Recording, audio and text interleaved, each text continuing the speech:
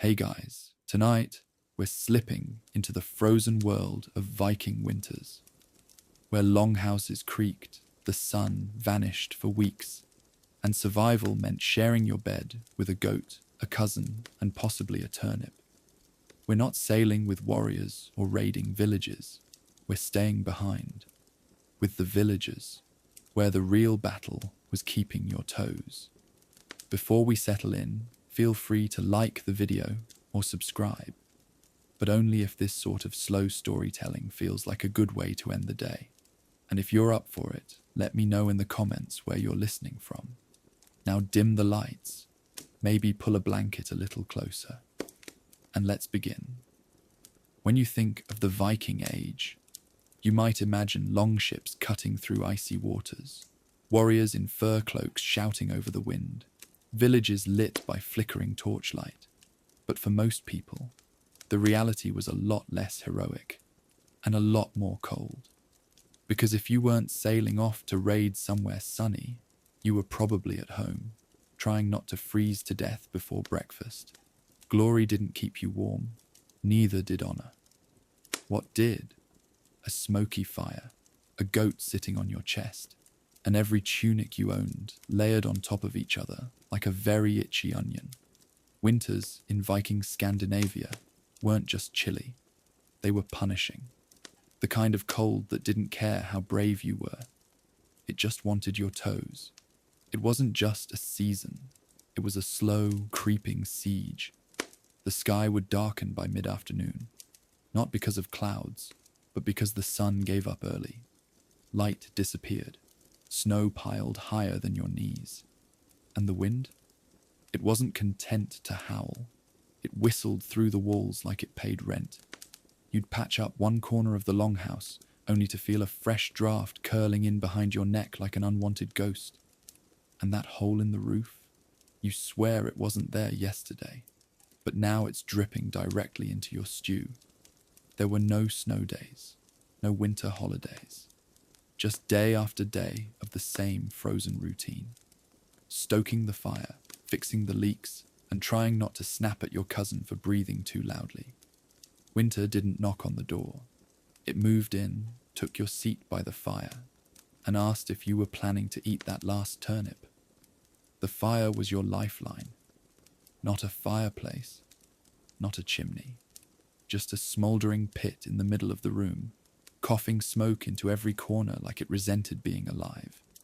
There was no flint striker, no matches, just flint, steel, and hope.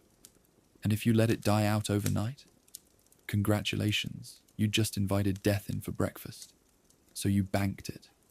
No, not financially. You buried the coals under ash like a secret, praying they'd still be warm come sunrise. Sometimes it worked. Other times, you woke up to a room so cold, your eyelashes stuck together. And starting a fire from scratch.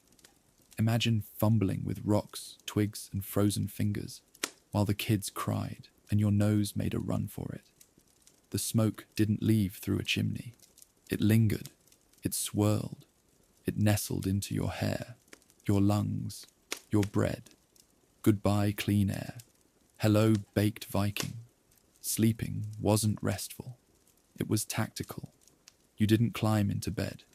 You collapsed onto whatever passed for one and hoped you didn't freeze on the way down. No mattresses, no pillows, just a sack of straw that poked your spine, crunched when you shifted and occasionally wriggled. Yes, that was a flea. Blankets. If you were lucky, you had a wool cloak. If you were really lucky, it didn't smell like wet goat. Layering was the move. Shirt over tunic, tunic over shirt, cloak over everything, until you resembled a very tired onion. And still the cold found you. It crept up from the floor, dripped from the ceiling, slid in through the walls like a polite intruder. So you stacked bodies, family, livestock, stray dogs. If it had a pulse, it was welcome. You didn't sleep alone. You marinated together. One big, snoring, survival casserole. Forget personal space. That was a luxury for warmer centuries. Waking up was step one. Staying warm was the real quest. You didn't have outfits. You had layers of desperation. Wool tunics worn until they resembled burlap. Animal hide cloaks stiff from years of use. And probably a little blood. Mittens? Sure. If your definition included wrapping your hands in old rags and hoping for the best. And socks? Those were for the rich. You had foot wraps, long strips of cloth you twisted around your ankles and prayed wouldn't unravel by lunchtime. Boots weren't waterproof. They were wishful thinking, tied with string. Nothing matched. Everything itched. And the moment you stepped outside, the wind slapped you across the face and reminded you that no number of tunics could outsmart the north. But you moved anyway, chopping firewood, tending goats, breaking frozen water troughs with the butt end of an axe. Because stopping, that was a luxury. Movement meant circulation, and circulation meant keeping all your fingers. The Viking longhouse wasn't exactly cozy. It was more like a survival equation. Wood frame plus turf roof plus constant fear of collapse. The walls were packed with dirt and straw. Great for blocking wind. Not great for keeping out rats, moisture, or the neighbors' gossip. And the roof? If you sneezed too loud, there was a 30% chance it answered back with a clump of moss to the head. Structural integrity was more of a suggestion. There were no windows, just shutters that barely stayed shut. So if a storm rolled in sideways, congratulations. You now lived inside the storm. Most families shared a single room. No walls, no privacy. Just rows of bundled people, animals, and smells. Imagine living in a barn.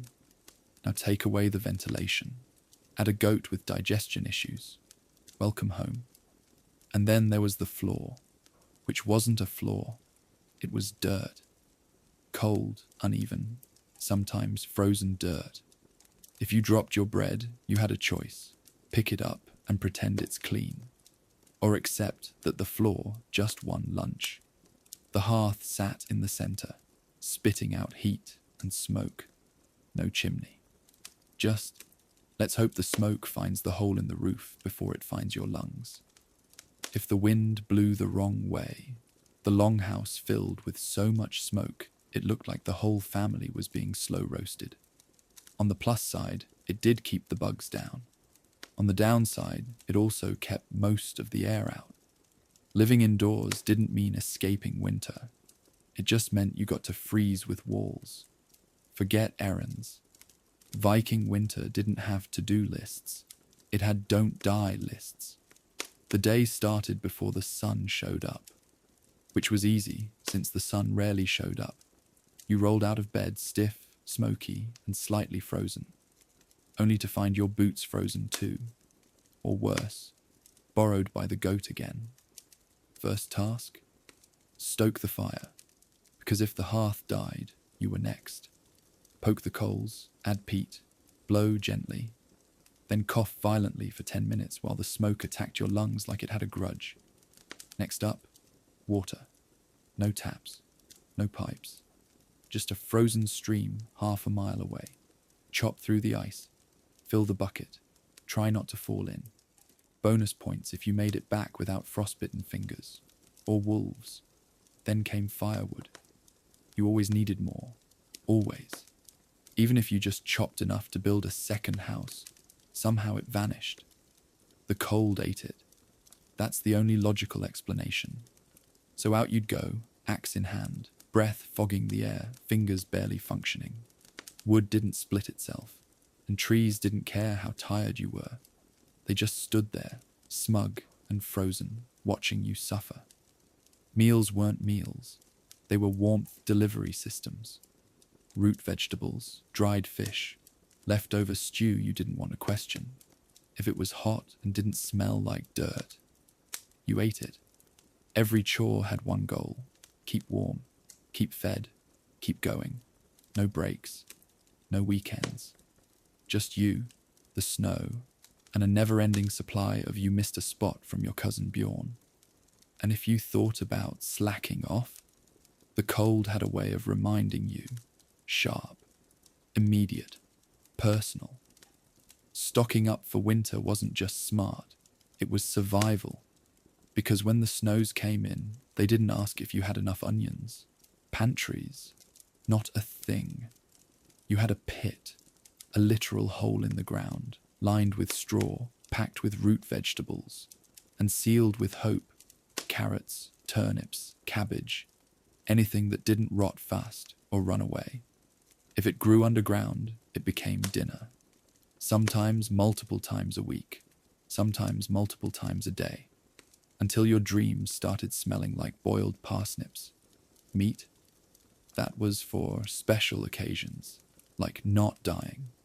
You'd salt it, smoke it, dry it, hang it in the rafters, and pray it stayed there, because rats didn't believe in sharing. Neither did cousins. By midwinter, things got creative. Gruel became soup. Soup became stew. Stew became, we're not saying what's in it. If someone asked what was for dinner, the answer was always the same. Hot and not frozen, that's all you get. And spices, forget it. Salt was gold. Anything else was either fantasy or dirt someone sneezed on. But still, families gathered around the hearth, bowls in hand, smoke in their eyes, chewing slowly and pretending not to miss summer.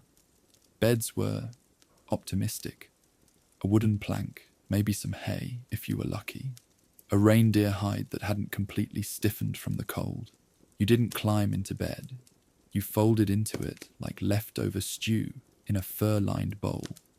There were no bedrooms, no privacy, just one big sleep pile of family, furs, livestock, and regrets.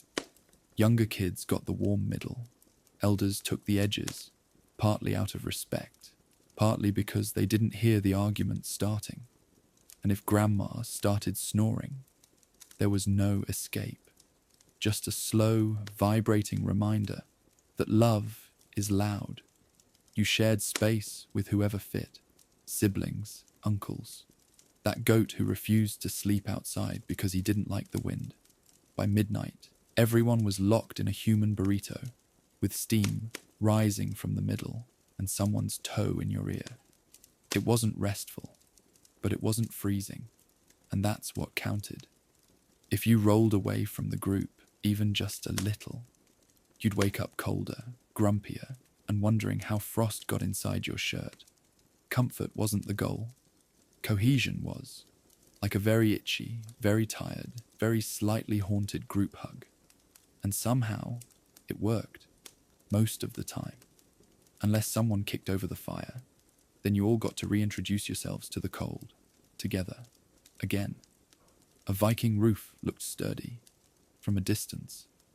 Up close, it was a soggy patchwork of thatch, moss, old prayers, and whatever driftwood hadn't already floated away. It didn't repel water so much as negotiate with it. Some days, the deal held. Most days, your ceiling dripped like it had seasonal allergies. Snow piled up fast, too fast. One heavy night could load the roof like a Viking buffet.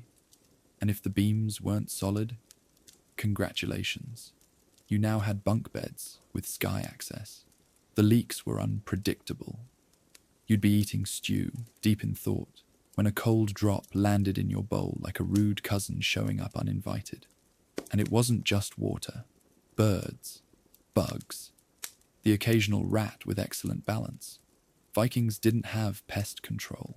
They had broomsticks and loud opinions.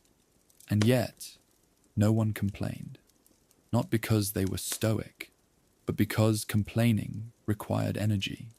And that was reserved for survival tasks like don't freeze and try not to fall through the floor.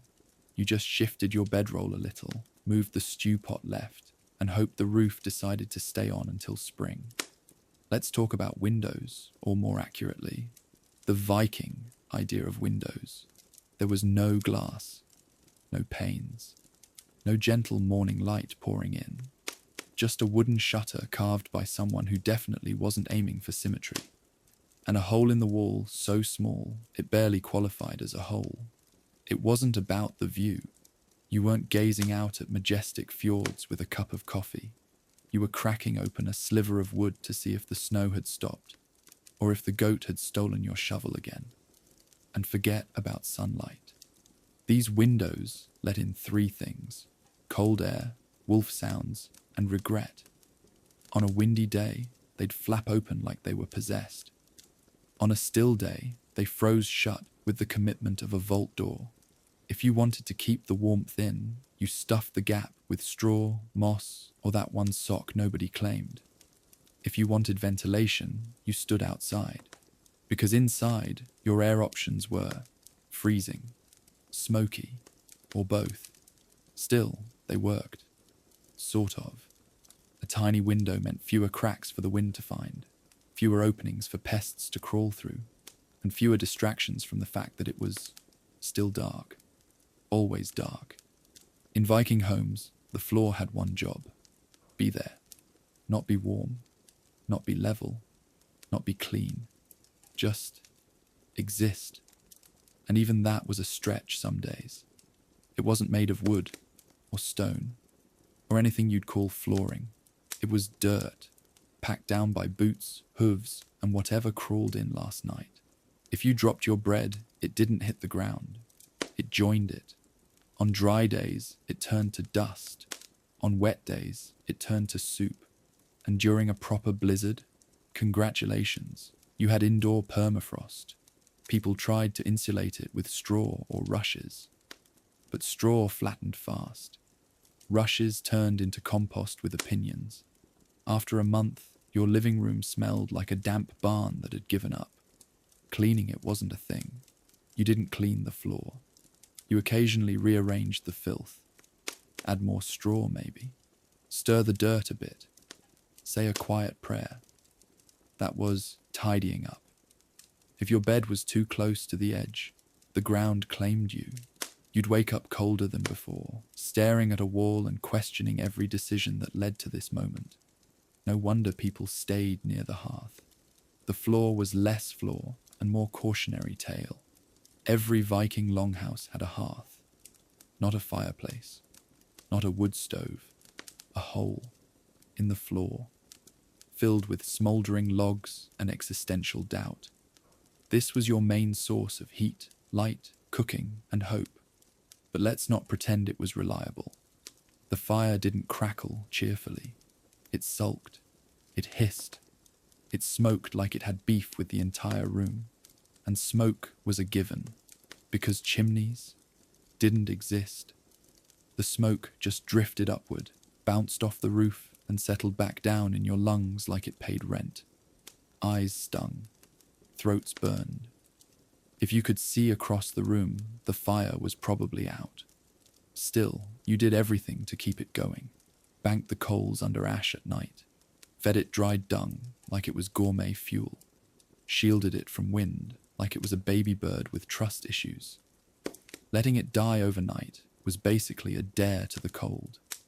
And if you had to restart it, good luck. You'd be crouched over flint and steel, with frozen fingers and zero patience. One spark, that's all you needed. Which is also what everyone muttered like a desperate chant. Just one spark. Just one. So, yes, the hearth was the heart of the home. But it was the kind of heart that forgot birthdays and didn't return your texts. Vikings didn't dress for style. They dressed for survival. And survival meant layers.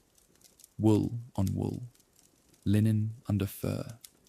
Animal skins that still smelled like, well, animal. There were no fashion icons. No minimalist winter lines. Just the practical hope that if you wore everything you owned at once, maybe you'd make it to breakfast without freezing to death.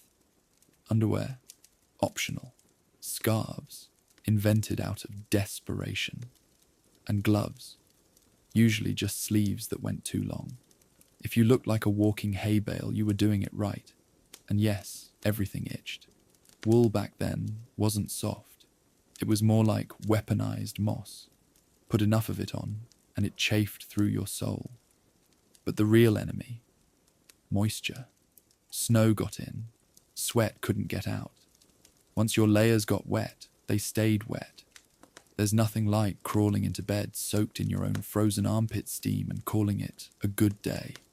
Changing clothes midwinter wasn't common either, not because they didn't want to, but because undressing in 10 degrees Fahrenheit air was a bold choice, bold, and often final. So they layered up, tied rope around their waist to keep everything in place, and prayed that the goat fur they stitched into their boots would outlast the next snowstorm. It usually didn't. Forget plush mattresses. Forget memory foam. A Viking bed was more pallet of sadness than place of rest. If you were lucky, you had a wooden frame. More often, just straw on the ground. Scratchy, lumpy. Sometimes shared with a goat, or your cousin, or both. Or blankets. Try hides. Stiff, heavy, vaguely smelly hides. If it came off a reindeer and still had fur on it, it was a blanket. And the real game? Keeping your feet warm. You'd wrap them in cloth, shove them near the hearth. Maybe even sandwich them between two dogs if you were rich in canines. Still woke up with toes that felt like boiled turnips. No one ever got cozy.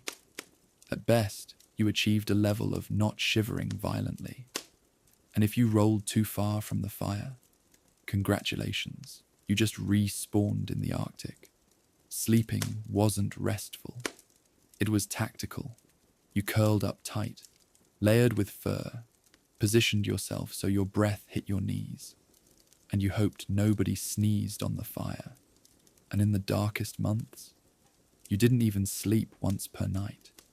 You slept in shifts, 2 rounds with an hour or 2 of quiet wakefulness in between. Why? Because even their sleep schedule was cold and inconvenient. Modern winter means long showers and scented soap. Viking winter meant don't die in a stream. Washing yourself in December, that wasn't hygiene, that was a dare. A freezing, skin-cracking, why did I do this kind of dare? Water came from rivers, and rivers didn't care about your personal freshness. They froze over and dared you to break the ice. So unless you wanted to reenact a polar bear's worst day, you stayed dirty. But here's the twist. That wasn't shameful. That was strategy. Layers of grime. They acted like insulation. Nature's own windbreaker, equal parts sweat, soot, and self-respect. You'd scrape off the worst with a blunt knife or a handful of sand. Soap was a luxury. And by soap, we mean a weird block made from ashes and animal fat that smelled like sadness. And still, despite the frostbite, the dirt, and the faint aroma of boiled onion, they endured. Because Vikings didn't bathe to feel good. They bathed because someone made them. And usually, no one did. Forget 3 meals a day. Forget snacks, desserts, or that one friend who forgets to eat. In Viking winter, if there was food, you celebrated. If it was warm, you called it a miracle. Breakfast, that was a myth. Most days started with whatever was left in the pot from last night. Usually a suspiciously thick soup that may or may not have had fish in it, and bones, and possibly a twig. Meals weren't planned. They happened. If someone returned from a hunt, you ate. If the stew hadn't frozen solid, you cheered. Portions were not generous, unless you were the chieftain, or the dog, because somehow the dog always ate well. Flour was rare, honey was rarer. But turnips? You'd better believe there were turnips. Mashed, boiled, dried, regretted. If it could be done to a turnip, it was done. And seasoning? That was your imagination's job. The real spice of the meal came from not being hungry anymore. Still, they made it work. Soup thickened over weeks. Bread got tougher by the hour, and no one questioned the mystery meat. Because questions didn't taste good. Winter didn't just test your body, it tested your tolerance for other people. When the snows came, villages shrank, not in size, just in options. No fields to tend, no rivers to fish. Just one longhouse, 20 humans, a goat with boundary issues, and nowhere to escape to. You couldn't exactly go for a walk to cool off. You were already cooled off, permanently. So instead, you learned to live elbow to elbow with every sniffly cousin and loud chewing uncle you had. Privacy, only if you were invisible, or willing to sit in the frozen corner next to the draft hole in the suspicious puddle no one wanted to claim. Small talk kept people sane. Sometimes that meant riddles. Sometimes it meant retelling the same 5 stories. Again. Did I ever tell you about the time we saw the Northern Lights? Yes, Bjorn. 17 times. But sure, one more won't kill us. Games existed if you had the pieces. Board games were carved from bone, which meant arguments got personal, fast. Don't touch my walrus token, Olaf. I made your walrus token, Eric. Fair. And then there were songs, chants, tales by firelight, voices rising in the dark to remind each other, we're still here. Getting sick in winter wasn't a maybe. It was a calendar event. Someone always came down with something. A cough that lingered, a cut that got puffy, a rash that mysteriously spread to 3 people, and the goat. And medicine. Well, let's just say it was more creative than correct. Herbs were common, so were prayers. And if those didn't work, congrats. You were now the test subject for whatever Gudrun found growing behind the latrine. Doctors weren't really a thing. You had the village wise woman. She knew plants, runes, and exactly how many times to hit you with a birch branch before declaring you cured. Headache? Try crushed willow bark. Fever? Wrap in damp moss and hope the spirits approve. Broken bone?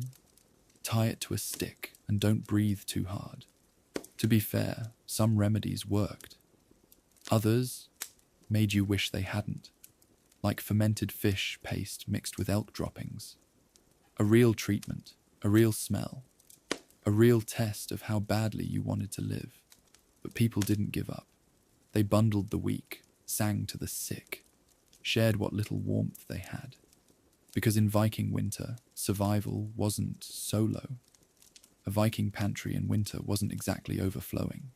There were no snack drawers, no midnight fridge raids, just barrels, sacks, and hope. If you planned well, you had dried fish, smoked meat, and root vegetables. If you didn't, well, you got very creative with cabbage. Bread existed, if you stretched the term. Dense, flat, made with barley, rye, and occasionally sawdust. Yes, actual sawdust, for fibre, or desperation, hard to say. Soup was the universal answer. Toss in a turnip, a bone, maybe a dried herring if you were lucky. Boil it all day, serve it steaming, and pretend it was intentional. Sometimes they made porridge, thick, grey, and emotionally neutral. It didn't taste like much, but it filled the space where food should be. Fresh food in winter. A rare event, unless you had a chicken that defied all odds, or a squirrel that wandered too close. Salt was gold.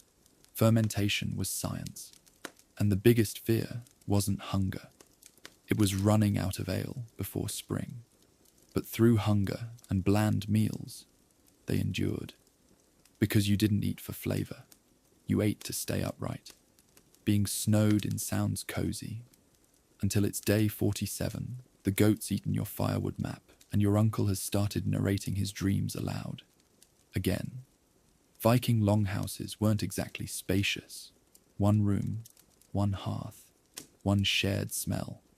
You had parents, siblings, grandparents, maybe a cousin who just needed a place to crash. All packed in like pickled herring. No privacy, no escape. Just communal body heat and escalating tension. People got weird.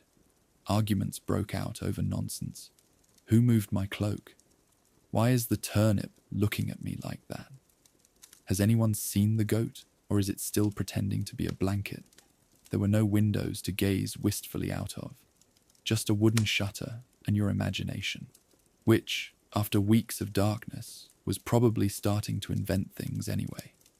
The smell, let's just say it wasn't exactly pine-scented. Wet wool, smoke, onions, and human stew. Every inhale a group project. Entertainment. You had stories. You had riddles. And if things got really wild, you played Guess That Scream when something fell off the roof. This was the Viking version of bonding, tested by frost, tempered by boredom, and only slightly derailed by that one guy who sang the same sea shanty for 3 straight days. And still, they endured, because spring always came eventually, and with it, fresh air, sunlight, and the glorious chance to be alone for 5 blessed minutes. By February, you started to dream, not of summer, just of less winter. The wind still howled, the cold still bit, but the snow felt softer, like it was pretending to melt. You stepped outside and squinted at the sky. Was that sun? Maybe. Or just a brighter shade of grey. A few brave souls declared, "Spring's coming." They were promptly ignored, or tackled, just to be safe. The snow didn't vanish. It mutated, into slush, into mud, into ankle-deep betrayal. Your boots got heavier, your patience got thinner. And the smell inside the longhouse, now with bonus mildew. Firewood ran low. Salted meat tasted like leather wrapped in sadness. You were down to your last onion, and even it looked tired. And still, winter lingered. It always did, like an unwanted guest who didn't get the hint. Even the goats were sighing. If early winter was a fight, late winter was an endurance test. A slow crawl through wet socks, drafty corners, and the haunting knowledge that it wasn't over yet. The hearth wasn't just for ambience. It was the line between cozy and corpse, letting the fire die overnight. That wasn't a mistake. That was a death sentence wrapped in forgetfulness. There were no matches, no lighters, no, just use the stove. You had flint, you had steel, and you had to pray they liked each other that day. Starting a fire from scratch meant freezing fingers, cursed whispers, and the slow realization that you may have burned the last dry kindling yesterday to make toast, which now felt indulgent. So people got smart. They banked the fire. Not money, not coals in a savings account. Banking meant burying the embers under ash before bed, like tucking in a small glowing pet. If you did it right, morning fire in 2 pokes. If you did it wrong, welcome to hypothermia, now with extra shame. Everyone had opinions. Some said to pack it tight. Some swore by a pinch of moss. Some claimed goose feathers helped, but no one could explain why. It was basically the Viking version of arguing over barbecue technique, just with slightly higher survival stakes. If your longhouse didn't smell like a campfire married a barn, you were doing it wrong. Viking homes didn't have chimneys. They had, let's hope it drifts upward, holes in the roof. Or cracks. Or just vibes. The smoke didn't escape. It lingered, hung in the air like it paid rent. Some days, the air was so thick, you'd find your socks by touch and prayer. Breathing indoors was optional. Coughing, constant. But on the bright side, fleas hated it. So did most pests, which is probably why you had to live there, because nothing else would. Eyes stung, throats burned. But the fire stayed lit, and that was the deal. Comfort died, so you didn't. Still, there were strategies. Sit low, crawl if needed. Everyone had a smoke seat and a nope zone. And if your grandpa was snoring under the beam with the worst draft, that was tradition. You don't mess with ancestral lung damage. Cough in the Viking era. That wasn't a cold. That was the opening act of a survival lottery. Winter brought more than frostbite. It brought chest infections, fevers, and that one guy who sneezed once and got buried 3 days later. And medicine? Let's just say it was creative. Honey was used for wounds, which sounds sweet, until you remember there were no antibiotics, just bees and blind faith. If your ear hurt, they might pour onion juice into it. If your stomach hurt, moss tea. If your soul hurt, well, hope you liked chanting and being smudged with burning herbs. There were no doctors, just healers, midwives, and the one old woman who knew which mushrooms didn't kill you instantly. Sometimes the treatment was worse than the illness. Oh, you've got a rash. Let me wrap your chest in lamb fat and say a prayer to Freya. Thanks. I feel healthier already. Fevers were common, especially in longhouses packed with smoke, livestock, and 12 humans who all refused to crack a window because there wasn't one. And if you were unlucky enough to cough at night, you didn't just wake the baby, you woke the entire room, and half of them would immediately assume you were cursed. Which, to be fair, wasn't far off. The Viking winter wasn't just cold. It was weird. When the wind howled and the light vanished, logic packed up and left too. Superstitions filled the gaps. You didn't sweep after sunset. That invited spirits. You didn't whistle indoors. That called the Draga. Basically zombie Vikings with an attitude problem. And if your candle flickered too hard, someone whispered, "The ancestors are watching." Great. Just what you needed while trying to poop in a corner bucket. Spectral judgment. The long darkness made people imaginative. Old folks told stories of the Hulderfolk, hidden folk who lived in the hills. If your goat vanished, they took it. If your stew spoiled, they cursed it. If your sock went missing, okay, probably still them. You left out offerings, milk, bread, or the last dried apple slice, because offending the invisible wasn't worth it, especially in winter when everyone was already one bad sneeze from doom. Dreams got stranger, shadows moved funny, and every creak in the longhouse became either a spirit or Uncle Bjorn going for a midnight fart, which was honestly worse. So you kept the fire going, kept the rituals tight, and never, ever said certain names out loud after dark, just in case they were listening. Snow didn't gently blanket Viking villages. It buried them. By midwinter, the path from the longhouse to the privy looked more like an expedition. Step outside and you weren't walking. You were wading, guessing where the path used to be, and praying not to fall into a snowbank shaped suspiciously like grandma. Shovels? Sure.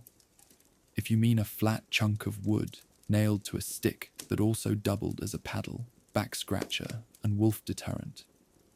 And snow wasn't soft.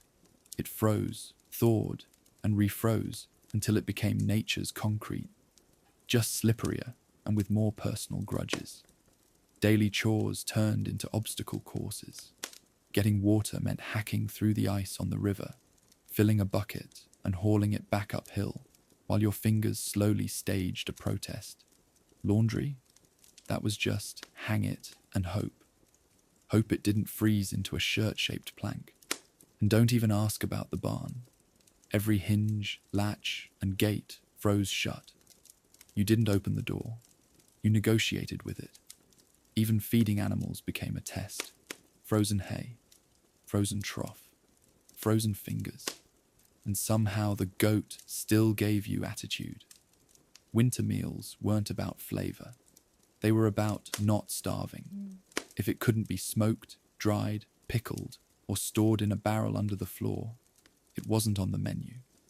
By January, the variety of Viking cuisine narrowed to 3 dependable groups: root vegetables, salted things, and whatever you found frozen to the side of the shed. Turnips. Endless. You could boil them, mash them, roast them, or just stare at them in quiet defeat. After a while, even the goats stopped looking excited. Meat was rationed like treasure. That one smoked fish hanging in the rafters, you didn't eat that. you respected it. Beans and peas were common too, if only because they lasted forever and didn't complain when you forgot them in the corner for a month. Seasoning? Sure, if you count smoke and desperation as flavor profiles. And when the barrel of fermented cabbage started bubbling again, no one asked questions, you just ate it. Maybe cried later. Food wasn't a meal, it was a negotiation. And most of the time, the turnip won. Forget gold. Forget silver. In a Viking winter, firewood was wealth. The kind that burned fast and vanished quicker than your patience. Chopping it was a full-body sport. Storing it was a game of strategy. And burning it, that was heartbreak in slow motion. You'd spend hours splitting logs with frost-numbed hands, only to watch your family burn through 3 in a single night, like it was kindling for a feast in Valhalla. Dry wood was rare, green wood smoked, wet wood hissed, like it resented you personally. And Pete didn't even pretend to be helpful. It just sulked in the corner, damp and bitter, daring you to use it. There were rules too. Never burn birch bark too fast.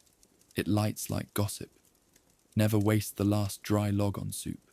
And never, under any circumstances, leave the axe outside. That was grounds for exile. Children were raised knowing how to judge a log's worth by smell, sound, and whether it made grandma sneeze. Even the family goat learned to avoid the firewood stack. One wrong bump, and you were picking up logs in the dark while muttering ancient Norse curses. The fire itself became a shared obsession. Did it smoke? Did it spark? Did it give up halfway through dinner, like an old man with back pain? And when it finally caught, oh, that glorious moment. It was like watching the sun rise in your own living room, even if it only lasted an hour. In the north, firewood wasn't fuel. It was survival, status, and the closest thing you had to indoor plumbing. Need a drink in the middle of a Viking winter? Too bad.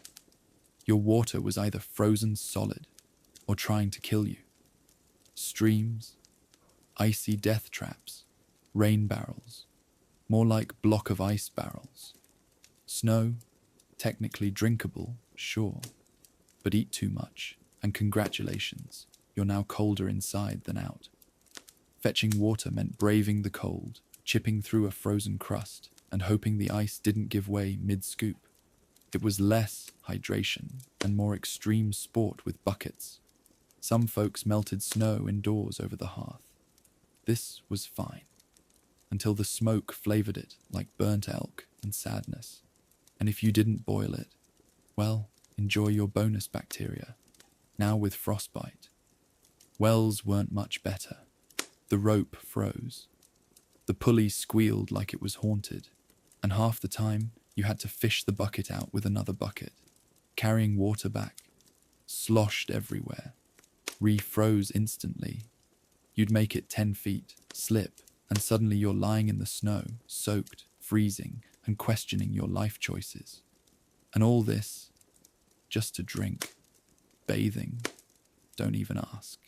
There were no cough drops, no heated blankets, no urgent care centers tucked between the bakery and the blacksmith.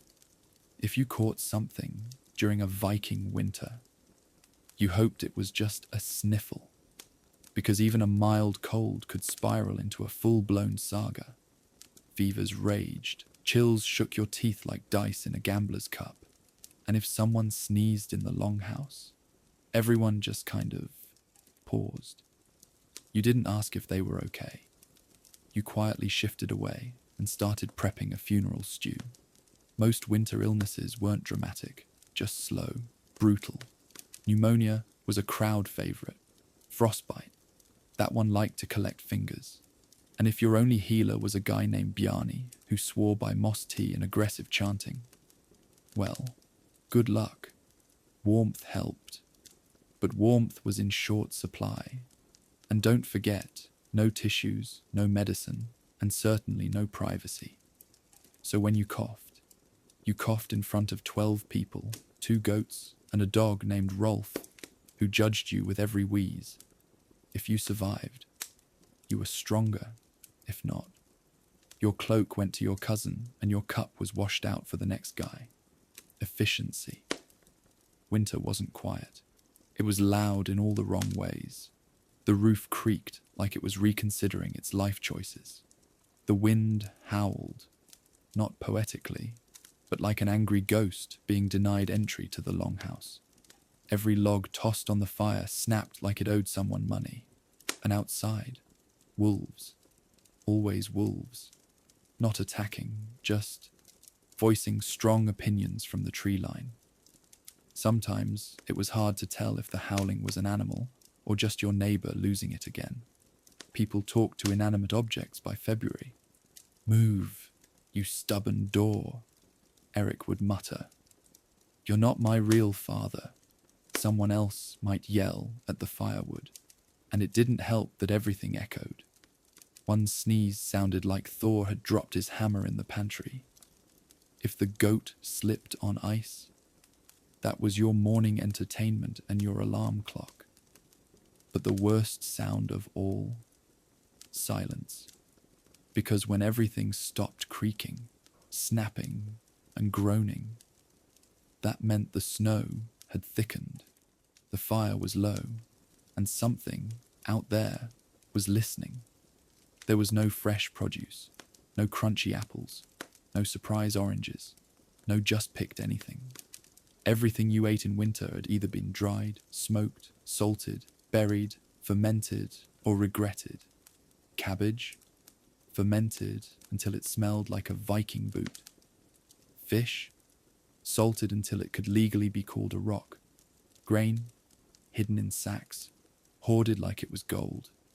And if you were lucky, you'd find a root vegetable so wrinkled it looked like it had opinions. Preservation wasn't gourmet. It was survival chemistry. They dried meat over the hearth until it could double as a weapon. They buried barrels of sour milk underground, hoping it would transform into cheese instead of an experiment. Spoiler, it usually tasted like both. And the worst part, you still had to say thank you at dinner, because if someone served you pickled turnip mush in a wooden bowl, that meant they cared. Winter didn't care about flavor. It only cared if your stomach had something, anything, to argue with. In Viking winter, insulation came with hooves. You didn't just live near your animals, you lived with them. Goats in the doorway, chickens under the bench, a sheep curled beside the hearth like it paid rent. Why? Because body heat doesn't judge. Sure, it smelled like a barn, but a warm barn was better than a cold masterpiece. If your cow was snoring beside you, that meant your toes might survive the night. And if the pig tried to climb onto your hay mattress, you let it. Because dignity didn't keep you warm. Bacon, however, did, eventually. This wasn't a petting zoo. It was a survival pact. You tolerated their noises, smells, and occasional droppings on your blanket. And in return, they shared the kind of warmth only a 200-pound cow can offer. Modern HVAC systems are great, but they don't nuzzle you in your sleep. If you ever wondered what it felt like to live inside a chimney, Viking winter had the answer. There was no chimney, just a fire pit in the middle of the house, and a prayer that the smoke found its way out through a hole in the roof, before your lungs found it first. Breathing was optional. Warmth was not. Eyes burned. Throats rasped. Everything smelled like smoked goat, and not in a delicious way. The ceiling, blackened like toast left too long. The walls, stained like a tavern pipe room. Your clothes, let's just say, Viking cologne came with a side of ash. And yet, no one complained. Because if the fire was burning, it meant you weren't freezing. And if the room got too smoky, you opened a window, which meant you took the shutter off, welcomed the wind, and re-evaluated all your life choices. In Viking winter, putting on boots wasn't part of getting dressed. It was combat. First, you had to find them, which usually meant prying them off the wall, where they'd frozen solid overnight from your last attempt at drying. Then came the real challenge, getting your foot in without dislocating your ankle. Leather stiff as bark, laces like frozen worms, and the inside, a crunchy mixture of old wool, foot sweat, and the creeping suspicion that something small and alive had taken up residence. Socks, if you were lucky. Otherwise, it was bare skin against whatever mystery texture awaited. You didn't walk in Viking boots. You stomped, limped, cursed softly under your breath, like you were apologizing to your own feet. And once you got them on, congrats. You were now late, slightly frostbitten, and somehow still had snow inside your shoes. But you wore them anyway, because the alternative was walking through snow in wooden clogs wrapped in regret, indoor plumbing, not even a rumour. Vikings had outhouses, or worse, just a pit, a plank and a prayer. And in winter, using the bathroom became a full-on expedition. First, you had to leave the house, which meant braving the cold with your boots half-laced, cloak wrapped like a desperate burrito, and the wind already asking, "You sure about this?" The snow was knee-deep.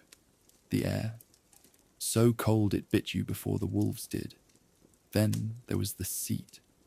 Not a warm, welcoming toilet. Number A, frozen slab of misery that tested your commitment to basic hygiene. Sitting down was like playing roulette with frostbite. The smart ones didn't sit.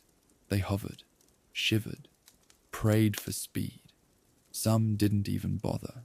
They just waited for spring, or adjusted their diet accordingly. Because in a Viking winter, even nature's call came with consequences. And dignity wasn't part of the deal. Metal in winter, a necessary evil.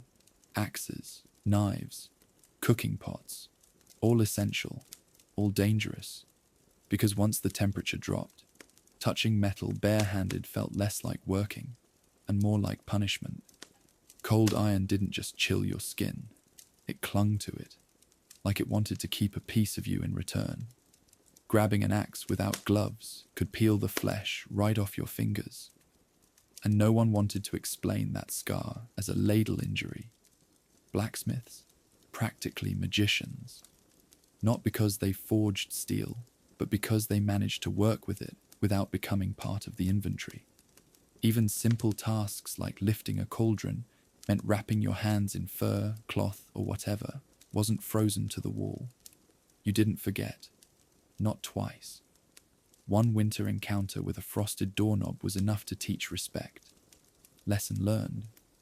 In Viking winter, the tools didn't just help you survive. They tried to kill you first. Step inside a Viking longhouse in midwinter and take a deep breath. Actually, don't. Because what filled your lungs wasn't crisp mountain air. It was smoke. Thick, stubborn, just pungent. The kind that clung to your clothes, your skin, and probably your future descendants. Most homes had no chimney, just a hole in the roof, or a few gaps in the wall that hoped for the best. So the smoke from the hearth, it didn't leave. It lingered, swirled around your head, coated the beams, turned the ceiling into a sticky museum of soot. By February, your rafters had developed their own personality, and a tar drip. Every cough in the household had a smoky accent. Babies were basically cold smoked at birth. But in a weird way, it helped. The smoke drove out pests, preserved meats, and kept the air just dry enough to stop your moss mattress from molding. If your lungs didn't collapse, you might have even lived to appreciate it. Because in Viking winter, indoor air quality meant you could still see the goat across the room. Barely. When daylight lasted 2 hours and outside felt like a punishment, you got creative indoors. No Netflix, no board games, just whatever was nearby and didn't bite. One popular game, Nathaliko. Think of it as Viking baseball, but with fewer rules and more injuries. Now try playing it indoors. A carved wooden ball, a stick, and your cousin's face. The game usually ended when someone got hit too hard, or the goat panicked and knocked over the stew. Children also played with carved bones or knuckle bones, simple games of chance or dexterity. They'd toss, stack, or flick them across the floor, like marbles if marbles smelled like meat. Storytelling was a big one too. The family would huddle by the hearth and swap tales of gods, beasts, and neighbors who definitely stole your cheese last spring. Every tale ended the same way. Odin wins, Loki cheats, and someone turns into a tree. Singing happened often. So did arguing about who ate more of the salted fish. Some families carved ornaments, others whittled spoons. Some just stared at the wall and tried not to freeze. Entertainment was less about fun, more about distraction. Because if you could laugh, even once, you weren't listening to the wind scream outside. And that was worth more than gold. Winter was when things broke. And not in a call the repairman kind of way. More like the roof leaks again, the axe handle snapped, and there's a suspicious breeze coming from behind the wall. Vikings didn't wait for spring to fix things. They couldn't afford to. So they spent long, frozen afternoons in semi-darkness, doing maintenance with whatever tools hadn't frozen to the floor. Need a new latch? Carve one. Hinge broken? Tie it with sinew.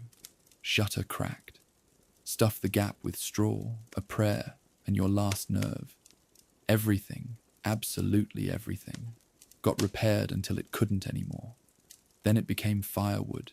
Tools were handmade and fiercely protected. A good knife was like a family member. You didn't lend it, you guarded it. And if it chipped, you mourned. Wooden hammers, bone needles, flint drills, twine made from animal gut. The workbench was usually just a sturdy plank near the hearth, lit by a sputtering fire and sheer stubbornness. Men mended weapons. Women patched clothes. Children fixed whatever they broke. And when the wind howled through yet another mystery hole in the wall, no one asked. Where's it coming from? They just stuffed another goat pelt into the gap and muttered something about Loki. Because in Viking winter, drafts weren't problems. They were roommates. There's cold. And then there's cold with no sun. That's when it gets weird. Up north, winter didn't just freeze your toes, it messed with your mind. Weeks could pass without a single glimpse of the sun. Time stopped meaning anything. Days became vague suggestions. And moods? Let's just say they got complicated. You woke up, it was dark. You ate, still dark. Went to bed? You guessed it, dark. Even the livestock got moody. Goats refused to leave the stall. Chickens stared into space like tiny philosophers. And your cousin Bjorn started talking to the fire like it was answering back. Vikings didn't have words for seasonal depression. They just called it February. People grew quiet, tense.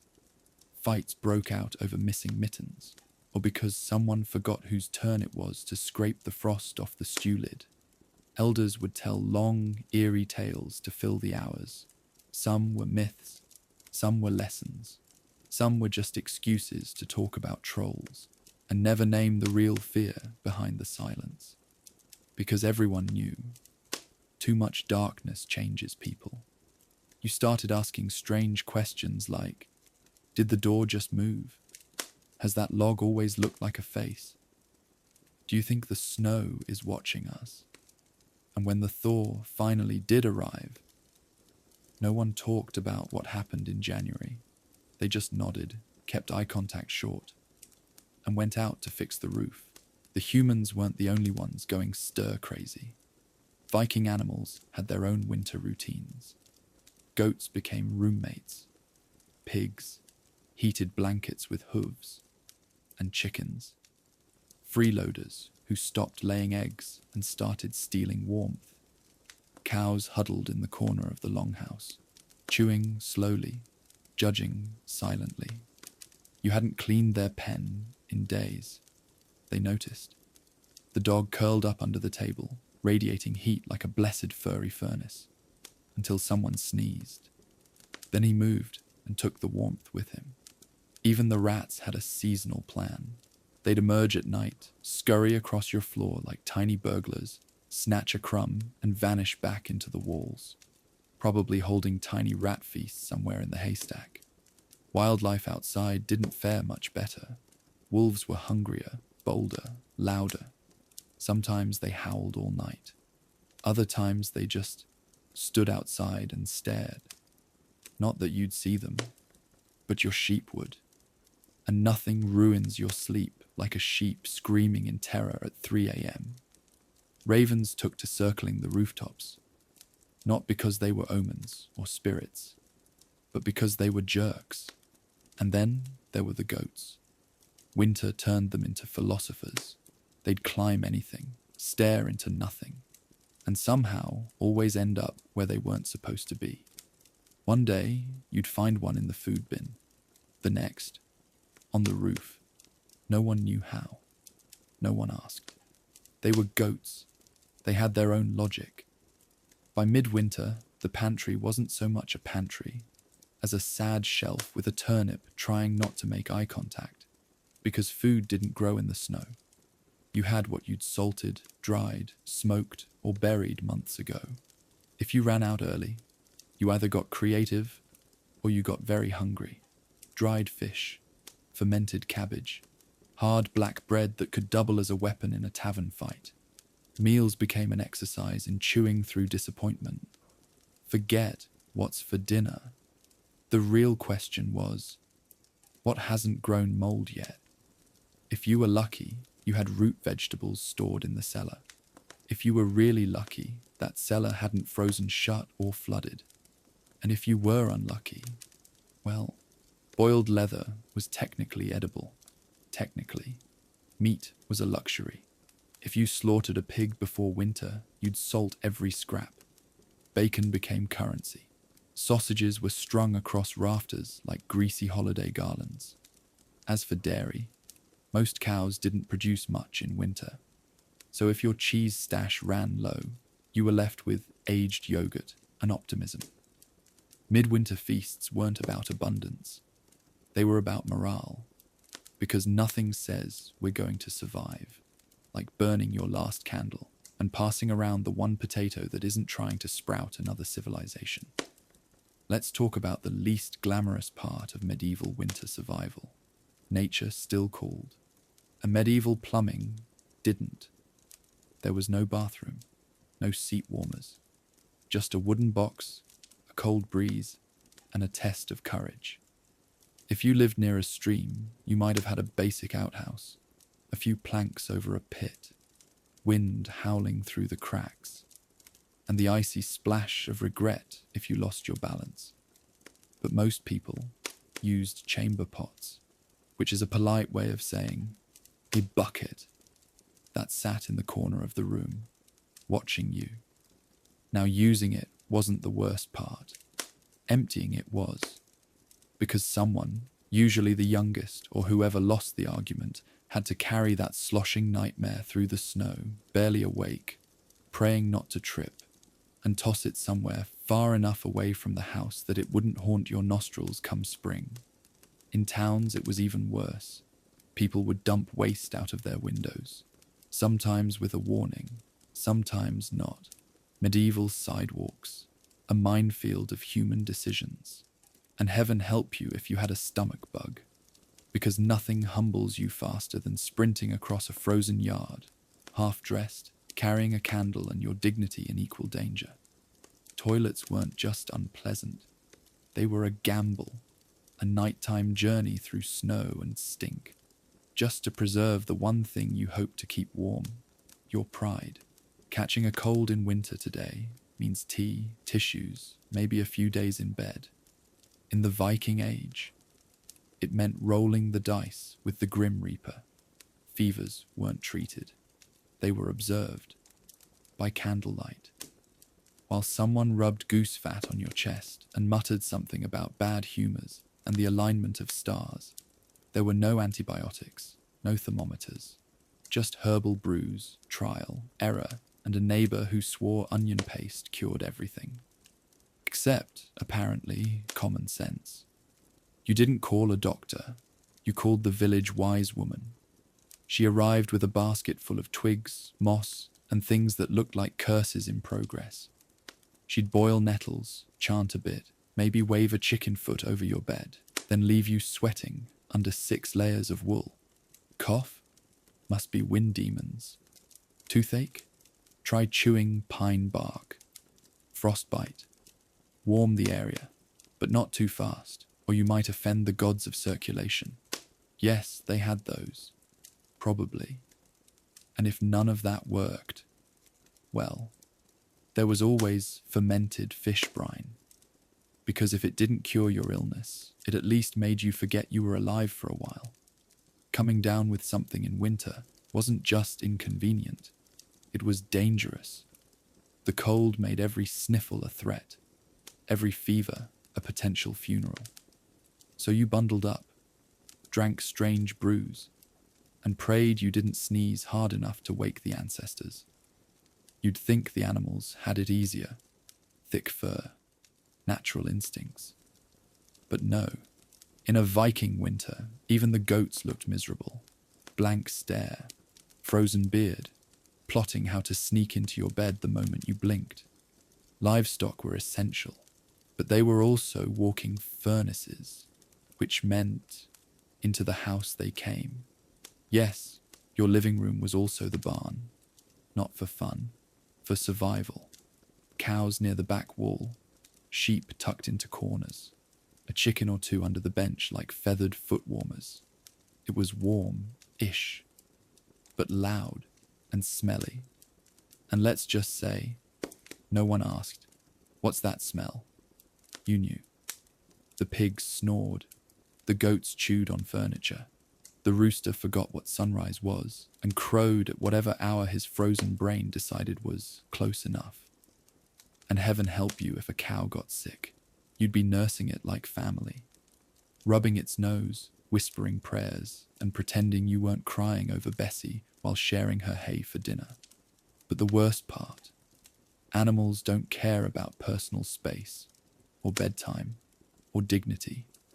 More than one poor soul woke up with a chicken on their face and a sheep stepping on their ribs, and that was normal. It didn't take much. A few weeks of darkness, a few days stuck indoors, and suddenly your sweet neighbor Bjorn was yelling at a chicken for looking at him funny. Welcome to the Viking version of cabin fever. No Netflix, no crossword puzzles, no little bike you could pedal while watching reruns. Just the same faces, the same walls, the same goat that refused to respect personal boundaries. Days were short, nights were longer, and tempers paper thin. If someone snored too loudly or stole an extra sip of ale, it wasn't just annoying. It was a betrayal of the highest order. Whole arguments broke out over things like firewood stacking techniques, or whether the turnips were actually fresh. Sometimes it wasn't even about people. You could hate a wall beam for creaking too much, or develop a personal vendetta against a dripping roof corner. When there's nowhere to go, everything becomes unbearable, including your own thoughts. And it didn't help that sunlight was just a rumor for half the year. No vitamin D, no cheerful strolls, just the creeping realization that you've worn the same wool tunic for 19 days straight, and your socks are plotting against you. The term going stir-crazy hadn't been invented yet, but they were absolutely living it. Some tried to cope, singing, carving bits of wood, aggressive spoon whittling. But when the snow blocked the door and the fire started talking back, well, that's when you knew the blues had truly set in. If you snapped, no judgment. Winter was less a season and more a psychological endurance test. And if you made it to spring without yelling at a tree, congratulations, you passed. Winter wasn't just cold, it was destructive. The kind of season that didn't gently wear things down. It ambushed them. Wood cracked, Ropes frayed, roofs sagged, and anything metal rusted like it was auditioning for a ruin. If you had tools, they better be dry and hidden somewhere safe. Otherwise, they'd freeze, warp, or vanish into the snow for 5 months like they were embarrassed to exist. Axe handles splintered. Wheel hubs shrank and popped loose. Water barrels split right down the middle like they'd seen something traumatic and couldn't hold it in anymore. And trying to fix things, good luck. Nails were precious. Twine was sacred. And your best option for a wrench was probably your teeth and prayer. Most repairs were done indoors, hunched over by firelight, squinting at broken sled runners or cracked wooden spoons like they were ancient puzzles. No one had a workshop. The workshop was just a corner of the house where no one was sleeping and where the goat hadn't peed recently. Glue? You mean the one sticky pine resin you tried to boil for 3 days and still ended up gluing your fingers shut. Even basic maintenance became a nightmare. A door hinge froze. You kicked it. The door didn't move. You kicked it again, harder, and accepted your fate as someone who now lived inside. By midwinter, everything was held together with frayed rope, gritted teeth, and blind hope. And yet, somehow, it functioned. Barely. Because if it didn't, well, the snow outside was always ready to turn a small problem into a survival crisis. Winter in a Viking village didn't sound peaceful. It groaned. The walls creaked like they were reconsidering their life choices. Roof beams popped into cold. And somewhere, always, there was that one steady drip. No one knew where it came from. No one could stop it. It just existed, like an unwanted roommate with no sense of timing. Outside, the snow made everything feel quiet. But it wasn't the cozy kind of quiet. It was the something's watching you from the tree line kind. Wolves howled in the distance. Dogs barked back bravely from under the bed. And then came the wind. Not a gentle breeze. Not a polite whistle. A howling banshee that shoved through every crack in the wall like it had beef with your ancestors. Sometimes it moaned. Other times it shrieked. And once in a while, it made the exact sound of your mother-in-law gasping, which was unsettling. Inside, life wasn't much calmer. Babies cried, elders coughed. Someone always snored like they were trying to summon thunder. And with a dozen people and 2 goats packed into one smoky room, let's just say the soundtrack was more barnyard opera than peaceful hibernation. Still, in that chaos, there was comfort. The creaking wood meant the house was still standing. The dripping roof meant the thaw hadn't won. And the distant howl, it meant the wolves hadn't gotten any closer.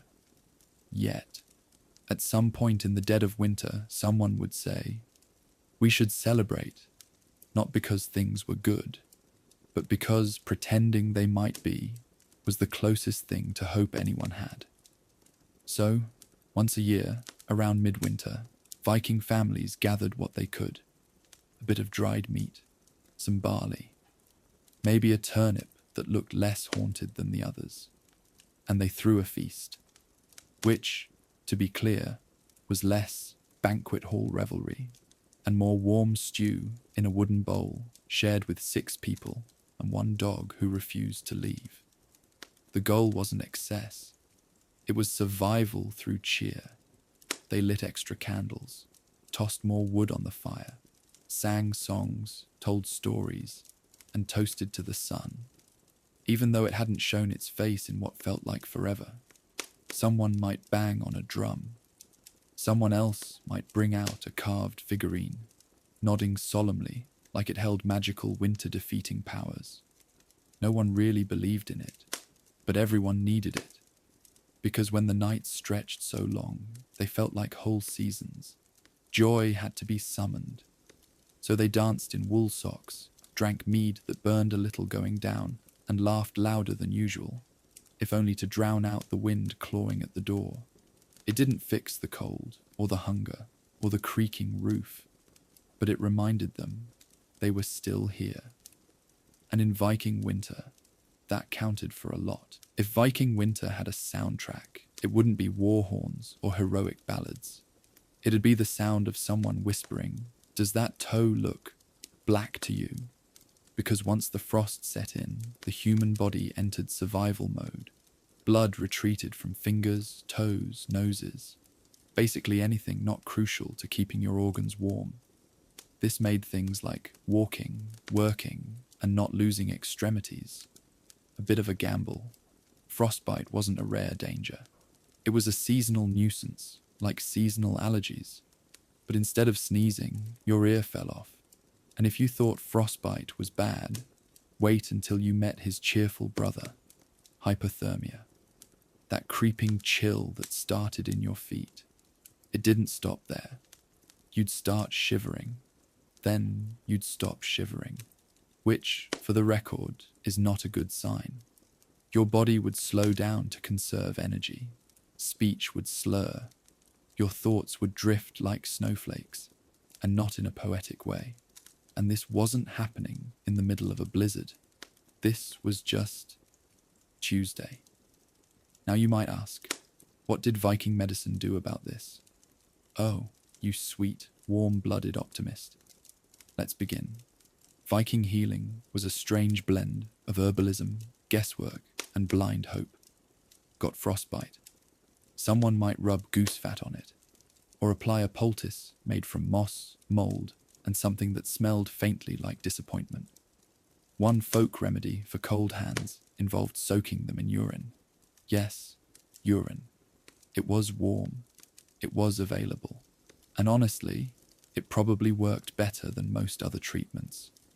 But when things got serious, like, say, your foot looked like it belonged to a snow troll, there was only one solution left: amputation. Done with a knife, heated in the fire, while your cousin held you down and you bit into a piece of wood for moral support. No anesthesia, no antiseptic, just a lot of screaming, a little praying, and if you were lucky, a horn of mead after. And if you weren't lucky, you'd get to meet a new friend. Infection. Winter injuries didn't end with exposure. The aftermath was often worse. Tiny cuts from frozen tools, blisters from hauling firewood, splinters from collapsing door frames. All innocent, until they weren't. Without proper cleaning or the concept of germs, even the smallest wound could turn into something horrifying. Skin would rot, odors would bloom, and by the time the local healer arrived, your only real option was to start saying your goodbyes to that leg. In some cases, they'd apply honey or crushed garlic, both of which actually had some antibacterial properties. But good luck finding garlic in January when your pantry contained 3 shriveled onions and a suspicious lump of dried fish. So yes, winter maimed people. Literally. It took fingers. It took ears. It took toes and noses. Sometimes it took the will to get out of bed altogether. Though, to be fair, the cold dirt floor wasn't offering many incentives anyway. Of course, when medicine failed, which was often, Vikings turned to charms, chants, and rituals. Someone might carve runes onto a piece of wood and place it under your bed. Others believed in warding off the cold spirits with specific words, spoken under your breath while holding a burning stick. None of it helped your frostbitten toes, but it made people feel like they had some control, like they weren't just slowly freezing while Odin watched with mild interest. And in a world where winter injuries could knock out half your village by March, a little magical thinking wasn't the worst idea. Perhaps the most dangerous part of Viking winter injuries: fatigue. When the body started to fail, you didn't feel pain. You felt tired. People would wander outside for firewood, sit down in the snow to rest, and never get back up. Others would fall asleep near a dying fire and never wake. Sleeping it off wasn't a treatment, it was a trap.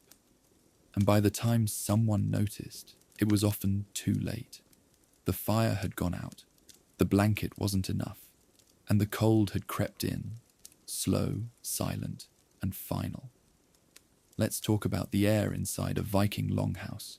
Imagine you've been stuck in a windowless cabin for weeks. The door barely opens, and the fire hasn't gone out since mid-November. Now subtract anything resembling ventilation. Congratulations. You've just inhaled your first full lungful of Viking indoor atmosphere. It wasn't air, really. It was seasoned fog. Part smoke, part livestock, part Uncle Bjorn's beard grease evaporating into the ether.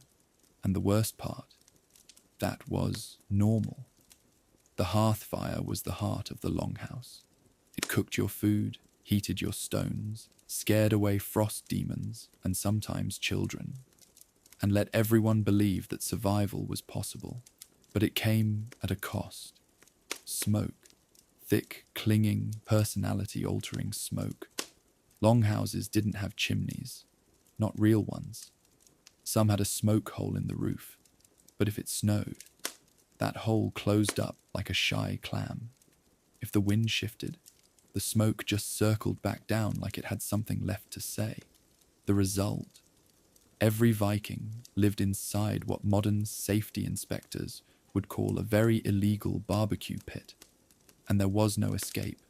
Eyes stung constantly. Coughs were a given. If your child wasn't hacking like a Victorian poet, people assumed something was wrong.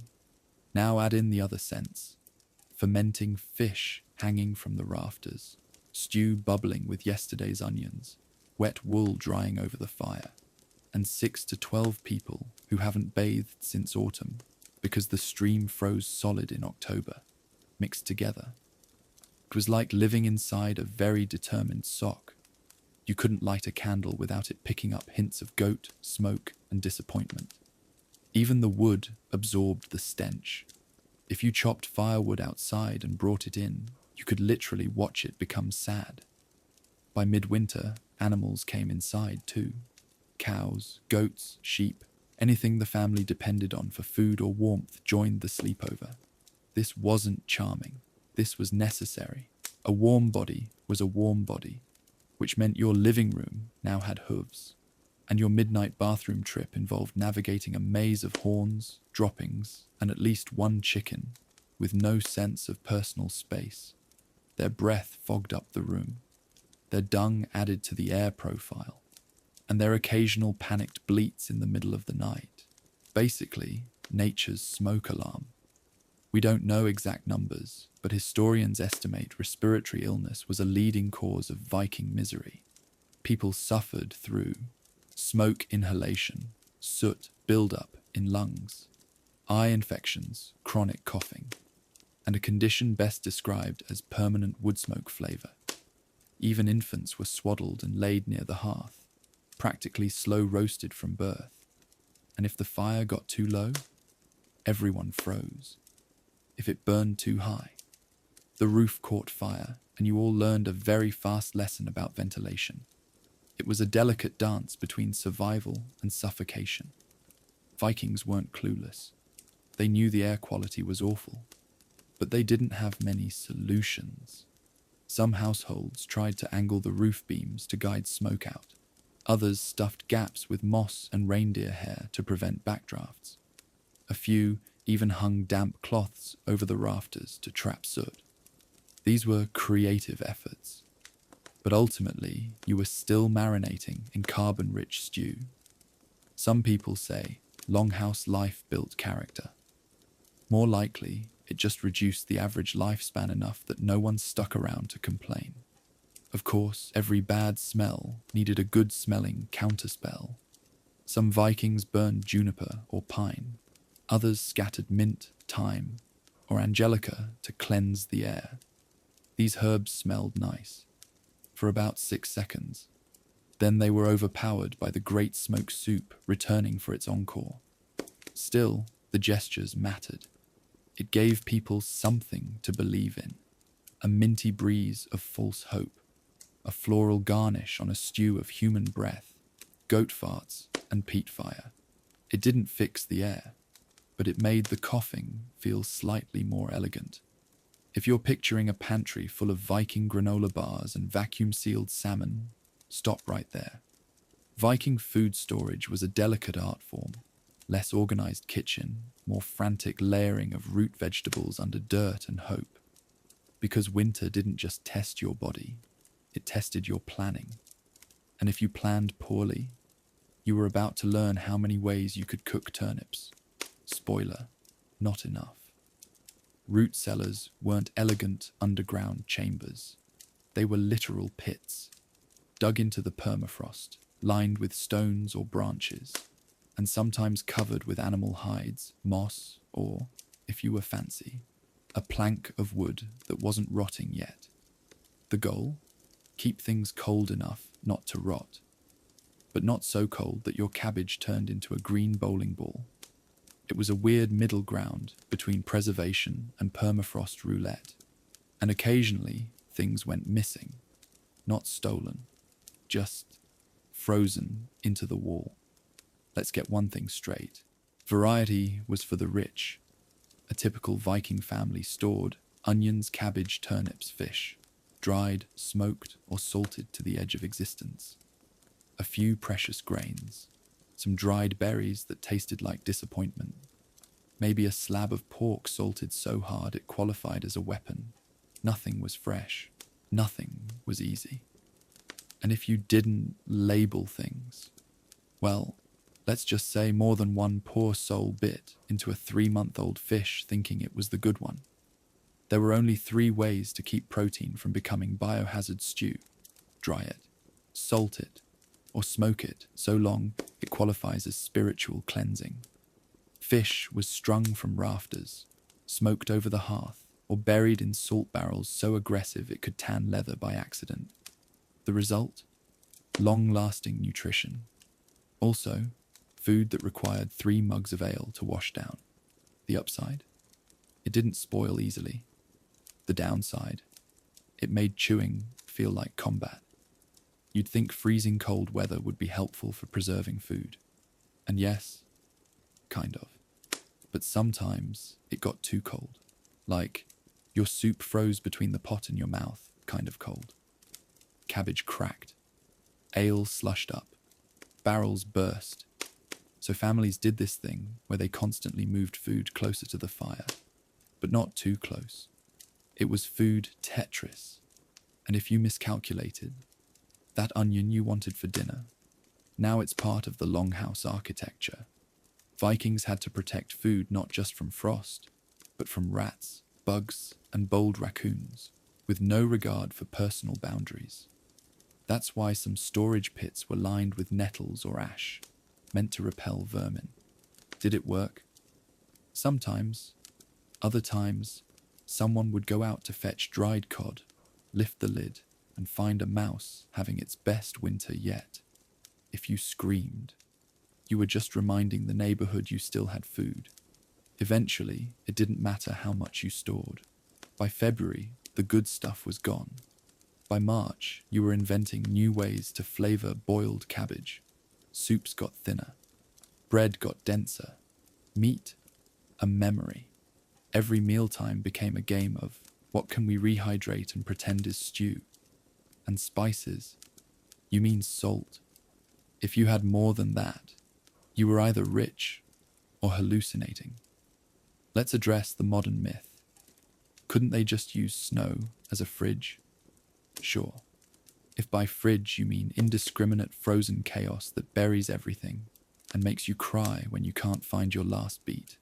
Snow helped some things, but it also collapsed food pits, iced shut barrels, and turned every trip to the storage shed into a slip-and-slide deathmatch. If you wanted dinner, you had to earn it. Dig, chop, hammer it loose, apologize to it, boil until chewable, repeat until spring or death.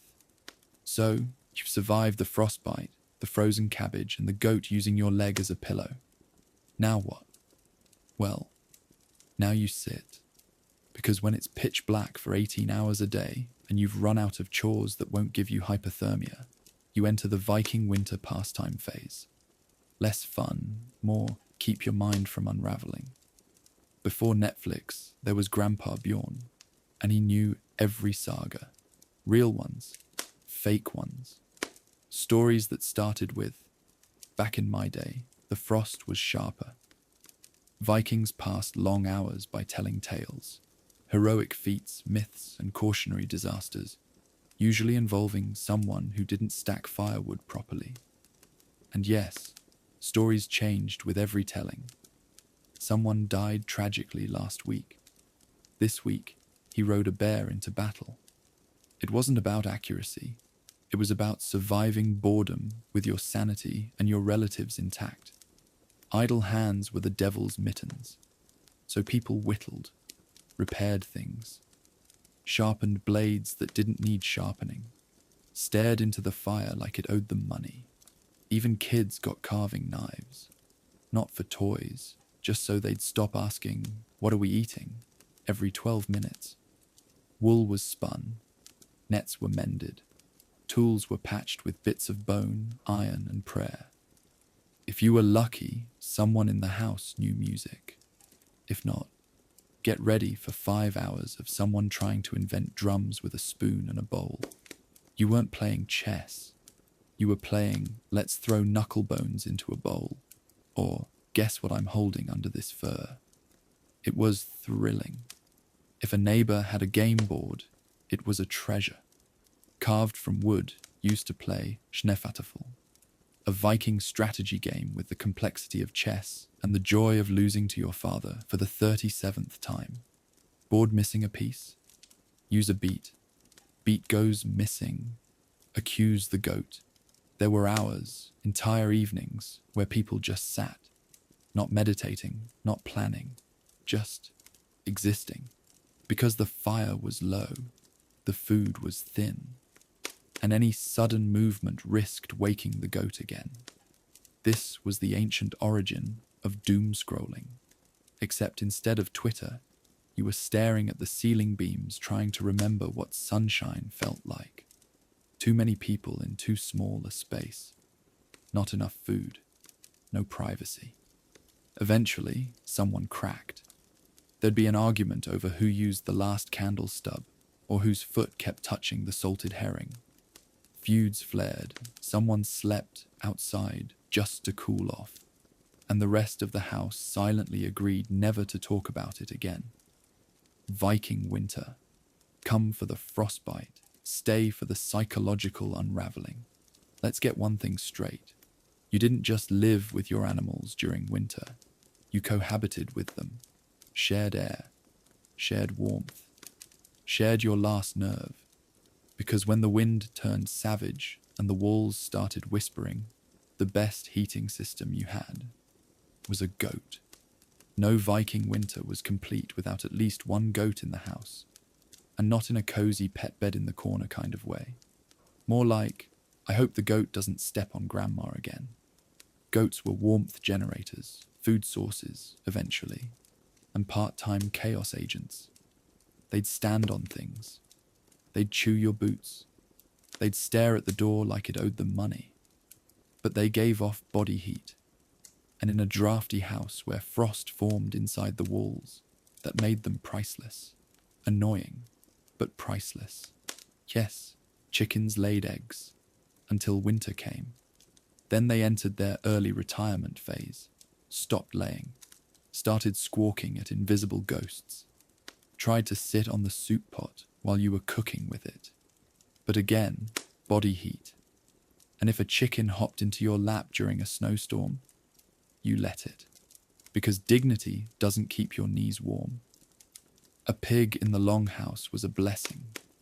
Warm, lazy, immovable.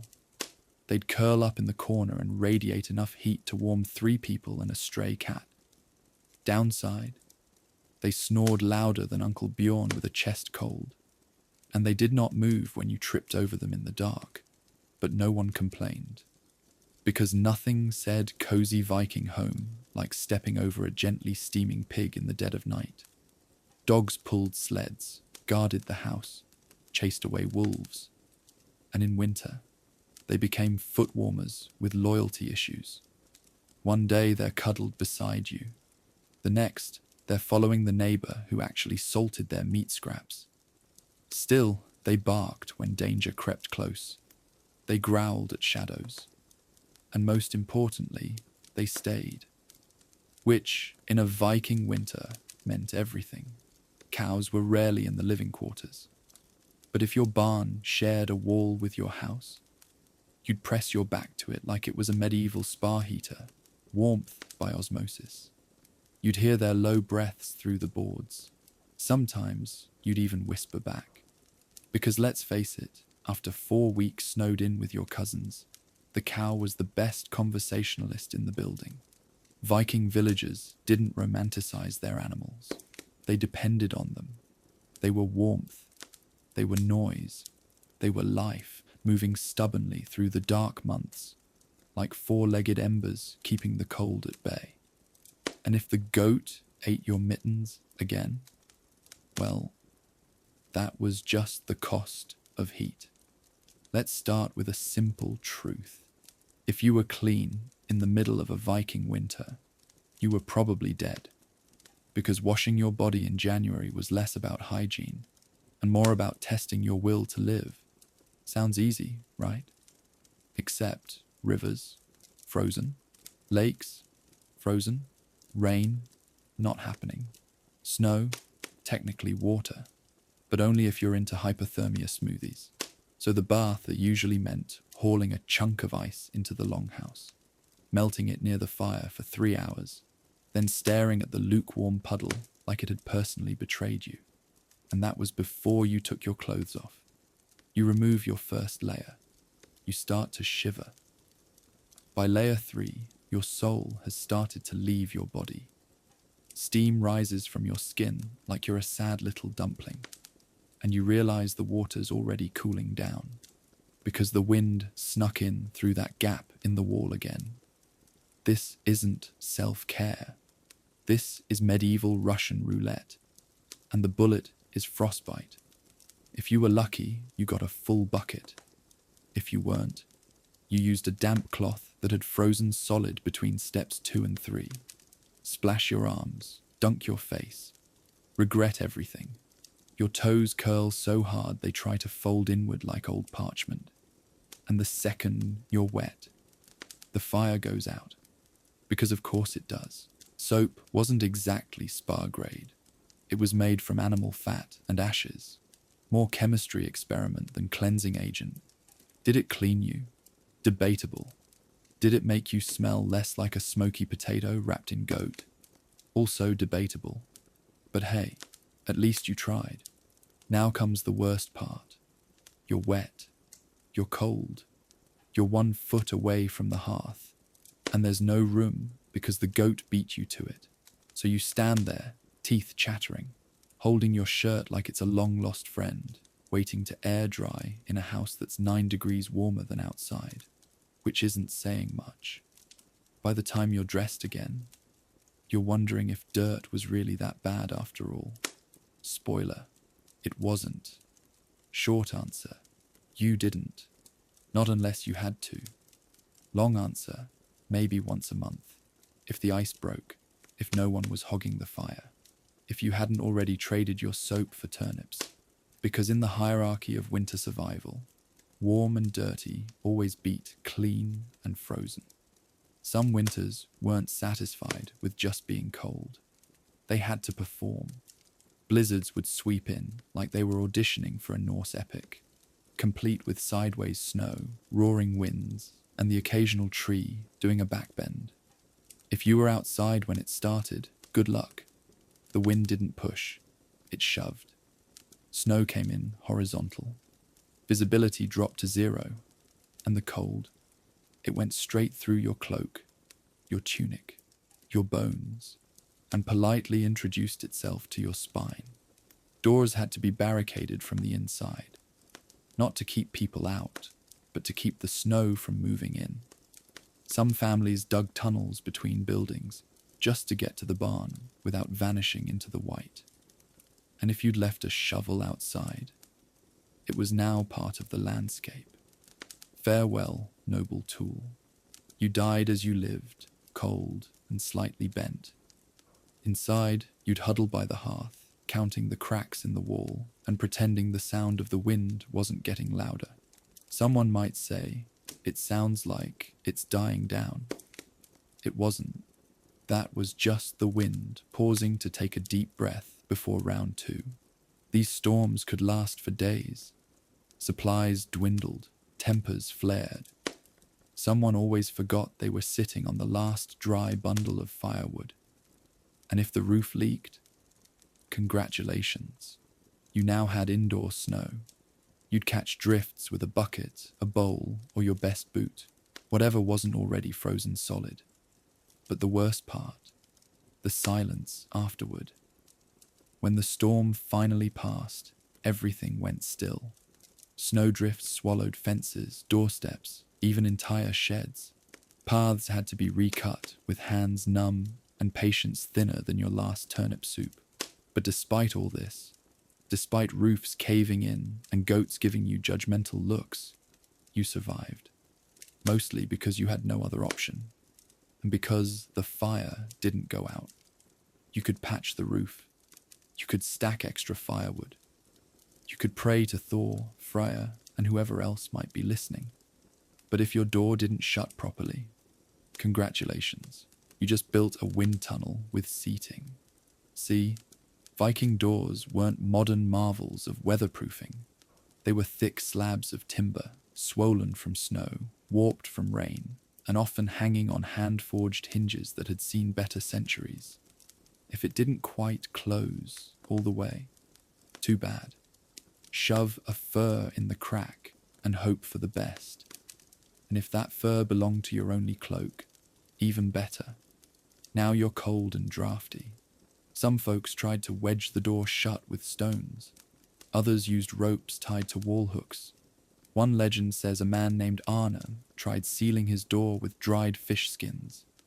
It worked, until the neighborhood dogs staged a 3 a.m. breach. Even if your door did close, it still groaned. Not a friendly groan, a long, creaking moan that made it sound like the house itself had regrets. Children swore it whispered. Old men claimed it was the spirit of last winter, coming back to finish what it started. And then there was the latch. The mighty, frozen, often rusted iron latch. If it stuck, you were trapped inside. If it snapped, you were trapped outside. There was no winning, only colder losing. One particularly bad winter, it's said the Björnsson family lost the latch entirely, used a frozen leg of lamb to hold the door shut for 3 days. By the 4th day, the dog had eaten half of it. They named the draft Loki's breath. Outside, the door was supposed to keep things out. Snow, wind, wolves. But let's be honest. If a determined goat wanted in, it got in. Inside, it barely kept warmth in. That one persistent breeze. The one that snuck across your ankles every night, no matter how many socks you layered. That came from somewhere. And the door was always the first suspect. Parents told their kids bedtime stories like, "If you leave the door open, winter will creep in and nibble your toes." Or worse, the frost spirit will borrow your shadow and not give it back. These weren't metaphors. They were coping mechanisms with a bit of flair. And then came the knock. Yes, knocks still happened in Viking winter. Travellers, neighbours, messengers.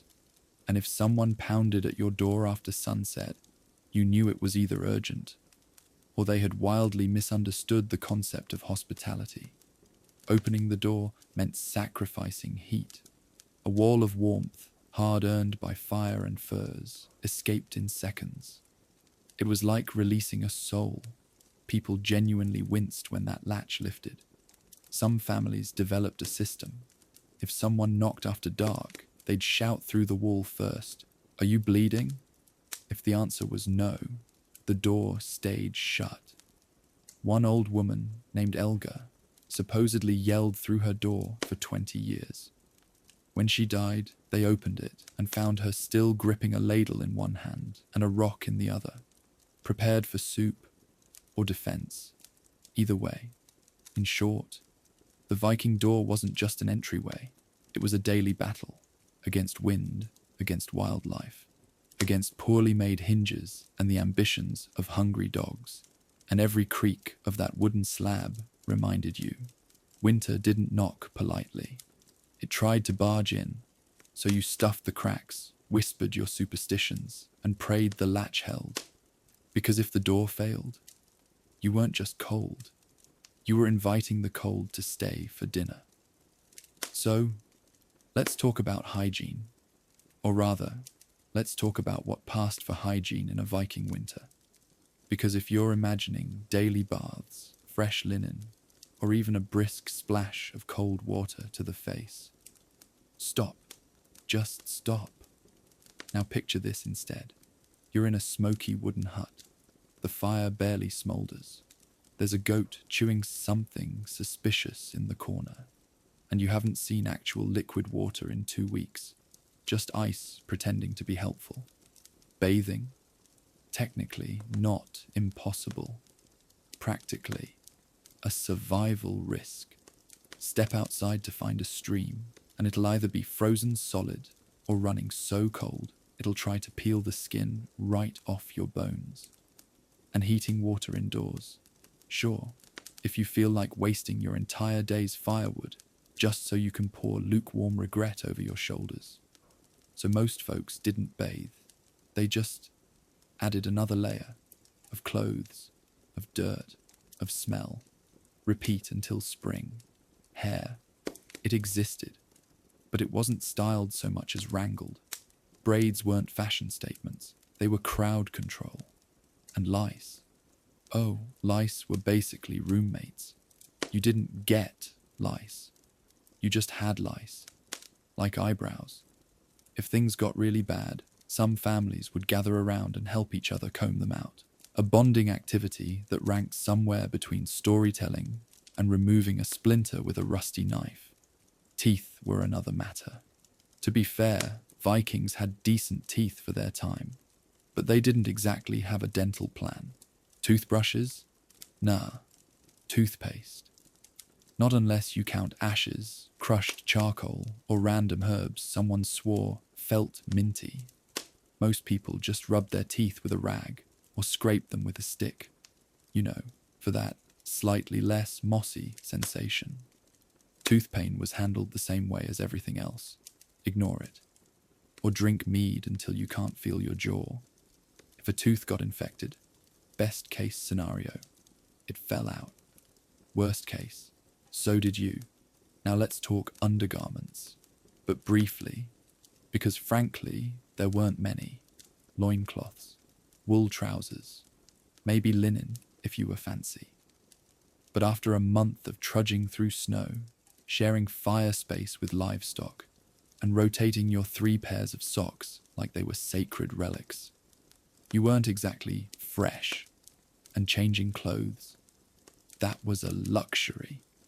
Washing them, a myth. Winter laundry involved 2 options. Freeze it outside and hope the wind knocks the smell off. Don't do that. Ever. So most just aired things out by the fire, or wore them until they became sentient and walked away on their own. The smell. Oh, you got used to it. Eventually. Every home had its own unique scent signature. A blend of smoke, sweat, damp wool, boiled cabbage, wet animal, and existential dread. If someone did smell noticeably better than you, it was either a noble or a witch.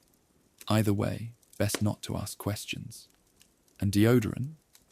Well, some folks carried sachets of herbs, lavender, juniper, thyme, not for cleanliness, just to try and outcompete the stench. Kind of like spraying air freshener in a burning outhouse. Points for effort, but no miracles here. Personal grooming tools did exist. Combs were carved from bone, antler, or wood. Some even had fancy designs, proof that even when people were infested with lice, they still had aesthetic standards. Razors? Rare, but around. Mostly used for trimming beards, unless you were into full-face frostbite. And tweezers? Yes, really. Archaeologists have found Viking tweezers in burial sites. Why? Because even in the 9th century, nobody liked a rogue nose hair. So how did anyone attract a mate in this aromatic apocalypse? Charm, wit, and very, very low standards. Because nothing says romance like, hey, you only smell medium terrible today. Want to huddle by the fire and not bathe together?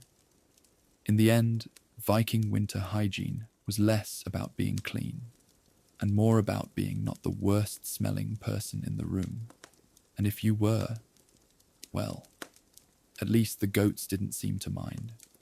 By week 2 of deep winter, everyone was already a little twitchy. By month 2, entire households were vibrating. Not from cold this time, from sheer, brain-melting boredom. Because once the wood was chopped, the roof patched, and the soup stirred for the 8th time that day, there was nothing left to do, and nothing left to talk about.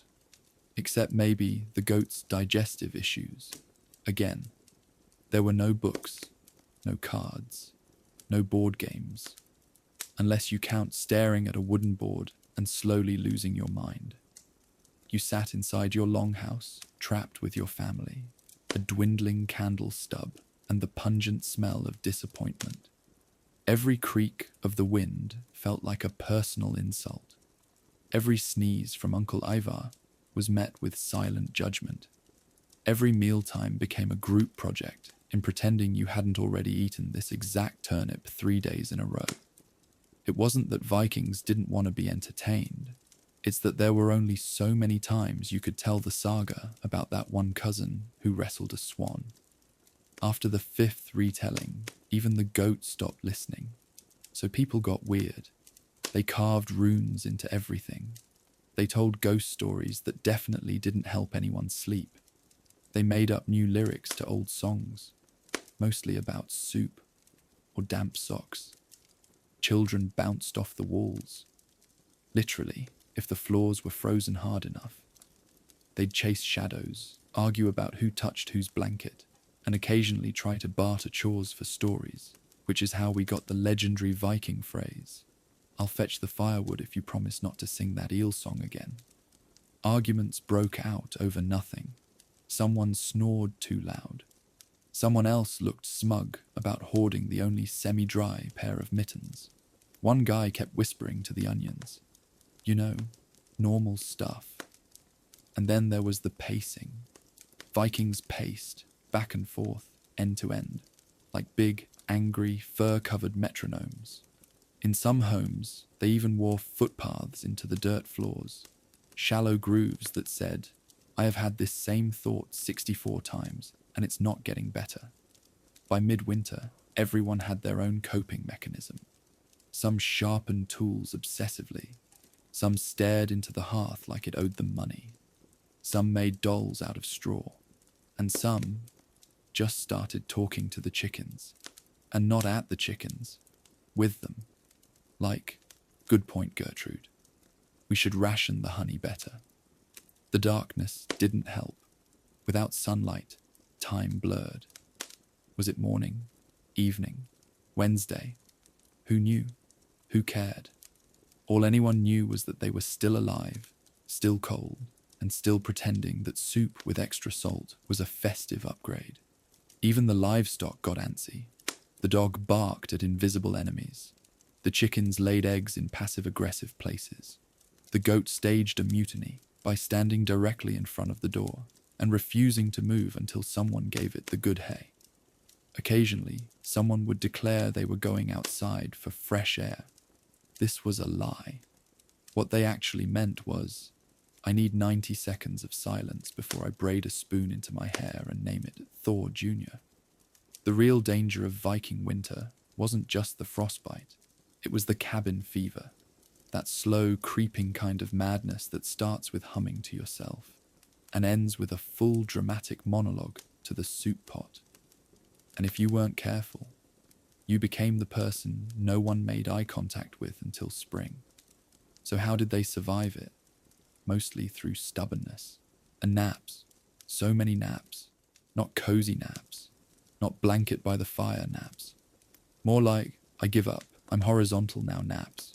Anywhere, anytime, on a bench, on the floor, on someone else. You didn't ask, you just napped. And when things got really bad, someone told a joke. Not a funny joke, necessarily, but something, anything, to crack the frost off the mood, usually involving bodily functions, goats or Thor slipping on ice. And everyone laughed, because that was the real fire that got them through the winter. Not the hearth, not the soup, but the warmth of one's shared, exhausted laugh, before returning to the cold and the onion whispering. There's something most history books politely skip over when discussing winter in the Viking Age. Bathroom logistics. Because when it's -20 outside and your cloak is frozen to the wall, the last thing you want is to feel the call of nature. But nature doesn't care. Nature calls anyway. And in a Viking village, it didn't leave a voicemail. It sent a wolf and gave you 10 seconds to figure it out. See, there was no indoor plumbing, no charming outhouse with a crescent moon on the door. The idea of heating anything for the sake of comfort was borderline heresy. Most people used the perimeter, a designated spot behind the longhouse, maybe a trench, maybe a pit, maybe just a snowbank with ambition. If you were lucky, someone had built a little windbreak out of logs. If you were unlucky, the wind found you anyway and brought friends. The experience was less relieving and more negotiation with frostbite. And let's talk about timing, because your body never chose a convenient moment. It waited until the middle of the night, when the fire was out, when the wind was howling like a demon with unpaid rent, when the wolves were particularly chatty. And then it whispered, now. So you'd layer up 3 tunics, a fur cloak, 2 socks, mismatched and crunchy, maybe a helmet for emotional support, and step out into the void. You'd trudge through snow, guided only by starlight and regret, praying you didn't slip on frozen moss or accidentally kick a sleeping goat. And once you found the spot, good luck. The seat, if you could call it that, was ice cold. Not regular cold, existential cold. The kind of cold that makes you question every decision that brought you here. Some villagers tried to warm it with hot stones. Others sat fast and prayed. No one liked talking about it, because if you screamed, the neighbors would hear. There were no leaves to wipe with in winter, no soft moss, no bark unless you were desperate and had no shame. So they improvised. Old cloth scraps, straw, snowballs, nature's least appreciated invention. Some families designated a rag rock, a flat stone near the fire where wiping cloths were dried and reused. Yes, reused. And yes, this is the exact point in the story where modern audiences recoil in horror. But survival wasn't elegant, it was itchy and humbling. Now, for the brave among them, there was an ancient solution. Hold it. Just don't go. Ignore the urge. Distract yourself with knitting. Breathe through it like it's labor. Spoiler, it never worked. Because eventually, the stew wins. Speaking of stew, let's take a moment to consider the sheer dietary violence of Viking cuisine. Salted fish, dried meat, dense rye bread, root vegetables boiled into mush. These were not gentle meals. These were gastrointestinal challenges. The kind of meals that made your stomach mutter, "We ride at dawn." So yes, winter toileting was not a private matter. It was a tactical maneuver. Some elders refused to go outside altogether. Instead, they used chamber pots, small clay, or wooden bowls tucked under the bed, which sounds civilized until you remember the part where someone had to empty it, usually the youngest, or the newest, or the one who lost the bet. And let's just say, tripping while carrying a full chamber pot was a life-altering experience. Also the origin of several local curses. To keep the stench down, people burned herbs or pine resin, or sprinkled ashes over the pot, or more realistically, they just lived with it. Because in Viking winter, your priorities were simple. Don't die, don't freeze. Try not to sit on something sharp. Everything else was negotiable. Some scholars believe bathroom trips were communal, especially among the children. A little procession of sleepy, half-frozen kids marching outside in the dark, armed with a torch in each other. And if someone saw eyes in the forest, they didn't wait to find out. Suddenly, everyone remembered how to hold it. And as dawn approached, or what passed for it, people returned inside, shivering, stomping off snow, pretending the whole thing had never happened. Because dignity froze somewhere near the latrine. In a Viking longhouse, there was no clear line between family member, livestock, and uninvited guest who never left. If it breathed, produced warmth, or helped chase rats, it probably had a bed near the hearth. Let's start with pets. Dogs were common, big, scrappy, loyal mutts that doubled as bodyguards, alarm systems, and occasionally foot warmers. They weren't groomed, they weren't pampered, they were just there, snoring, shedding, and growling at shadows. Cats, also present. Not because Vikings were particularly cuddly, but because rats were a constant threat to winter food supplies. Grain, dried meat, cheese. If it wasn't nailed down, and sometimes even if it was, something tried to eat it. So cats had one job: be terrifying little murder goblins. And they were good at it. So good, in fact, that Norse mythology gave them a promotion. Goddess Freya rode a chariot pulled by cats. You know you're doing your job well when you get mythologized. Chickens sometimes lived indoors too. Not because anyone enjoyed that, but because eggs were precious and winter was brutal. Of course, chickens don't exactly practice spatial awareness, so stepping in something unpleasant, a daily risk, especially if you got up in the dark, barefoot and half awake. Then there were the goats. Not technically pets. Not exactly not pets either. They were walking blankets with horns. Fuzzy, stubborn heat sources that occasionally headbutted your bread dough off the table. Goats were allowed indoors during the coldest nights, which sounds quaint, until you realize they had no respect for personal space, furniture, or silence. It wasn't rare to wake up at 3 a.m. to the sound of your goat chewing on your sock, while it was still on your foot. As for pests, mice were everywhere, rats were bolder, fleas were inevitable, and lice, let's just say combs were a battlefield. People slept in groups, under the same hides, near the same fire, which meant if one person had lice, everyone had lice. Scratching wasn't rude, it was just survival rhythm. Some homes burned specific herbs, juniper, mugwort, dried moss, to repel insects and spirits. Did it work? Hard to say. But at least the smoke distracted you from the itching. And let's not forget the spiders. They didn't bother anyone, because if something didn't bite, sting, or make noise, it was basically a roommate. Winter meant close quarters, limited privacy, and a revolving door of creatures. Some helpful, some annoying, all unavoidable. If it had fur, feathers, or 6 legs, it probably shared your bed at some point. And the unspoken rule: if it made you warmer, it was welcome.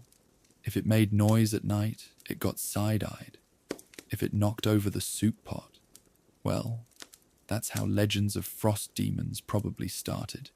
You might think that when the snow piled up outside the longhouse and the wind howled like a banshee with unfinished business, that people would just wait.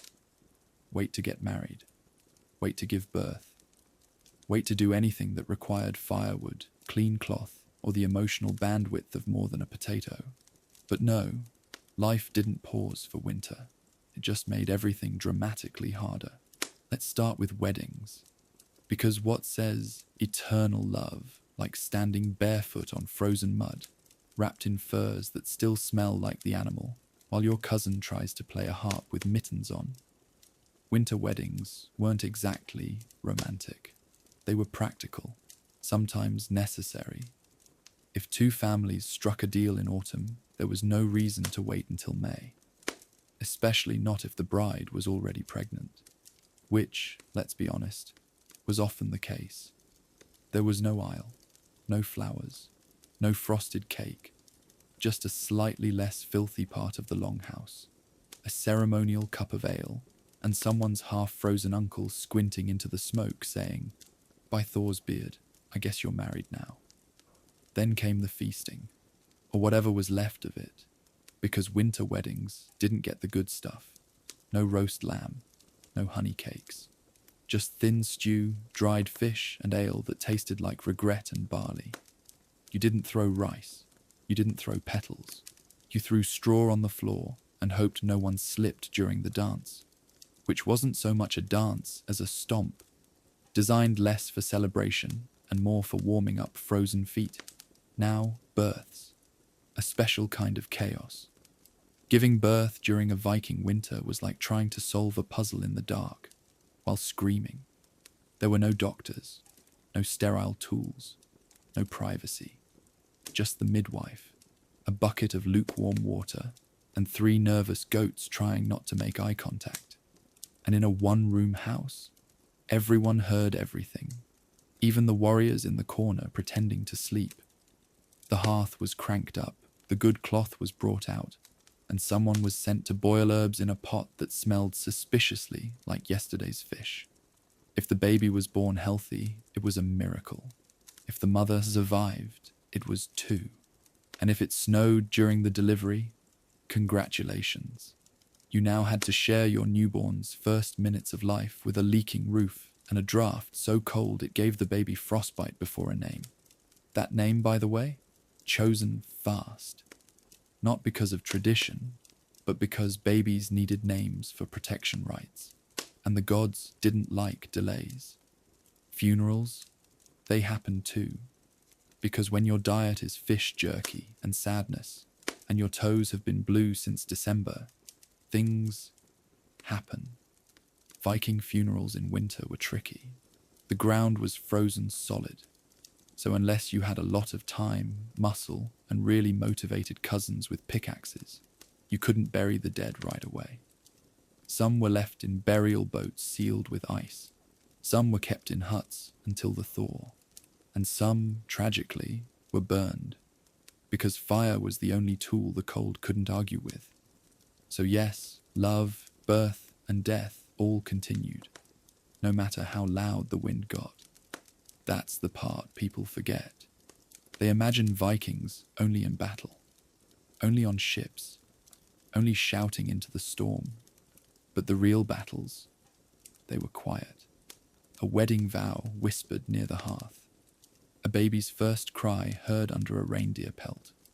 A final breath taken in the middle of a storm while someone silently prayed the roof wouldn't collapse. The Viking winter didn't wait, and neither did life. Even in the darkest cold, people still married, still gave birth, still carried each other across the frost. Because that's what survival looked like. Messy, loud, freezing, but still, somehow, moving forward. So no, winter in the Viking Age wasn't some noble, cinematic frostfight. It wasn't a saga of brave warriors staring stoically into the snow. It was a slow, stubborn, smoke-scented grind. You patched the roof. You scraped the last of the salt meat. You argued over who used the last dry sock, and you survived. Barely. Not because of brute strength, but because someone banked the fire right. Because someone remembered to patch the boots with reindeer sinew. Because you all slept in a heap and took turns swatting the smoke hole. There was no victory song for that. But maybe there should have been. Because if you made it to spring, if the goat didn't freeze, the roof didn't collapse, and you still had 3 fingers that could hold a spoon, that was enough. That was everything. And if you're curled up now in a blanket, listening to this on a phone that charges from the wall, just remember, somewhere out there, a Viking ghost is judging your central heating, but probably also a little jealous. Good night, and may your fire stay lit.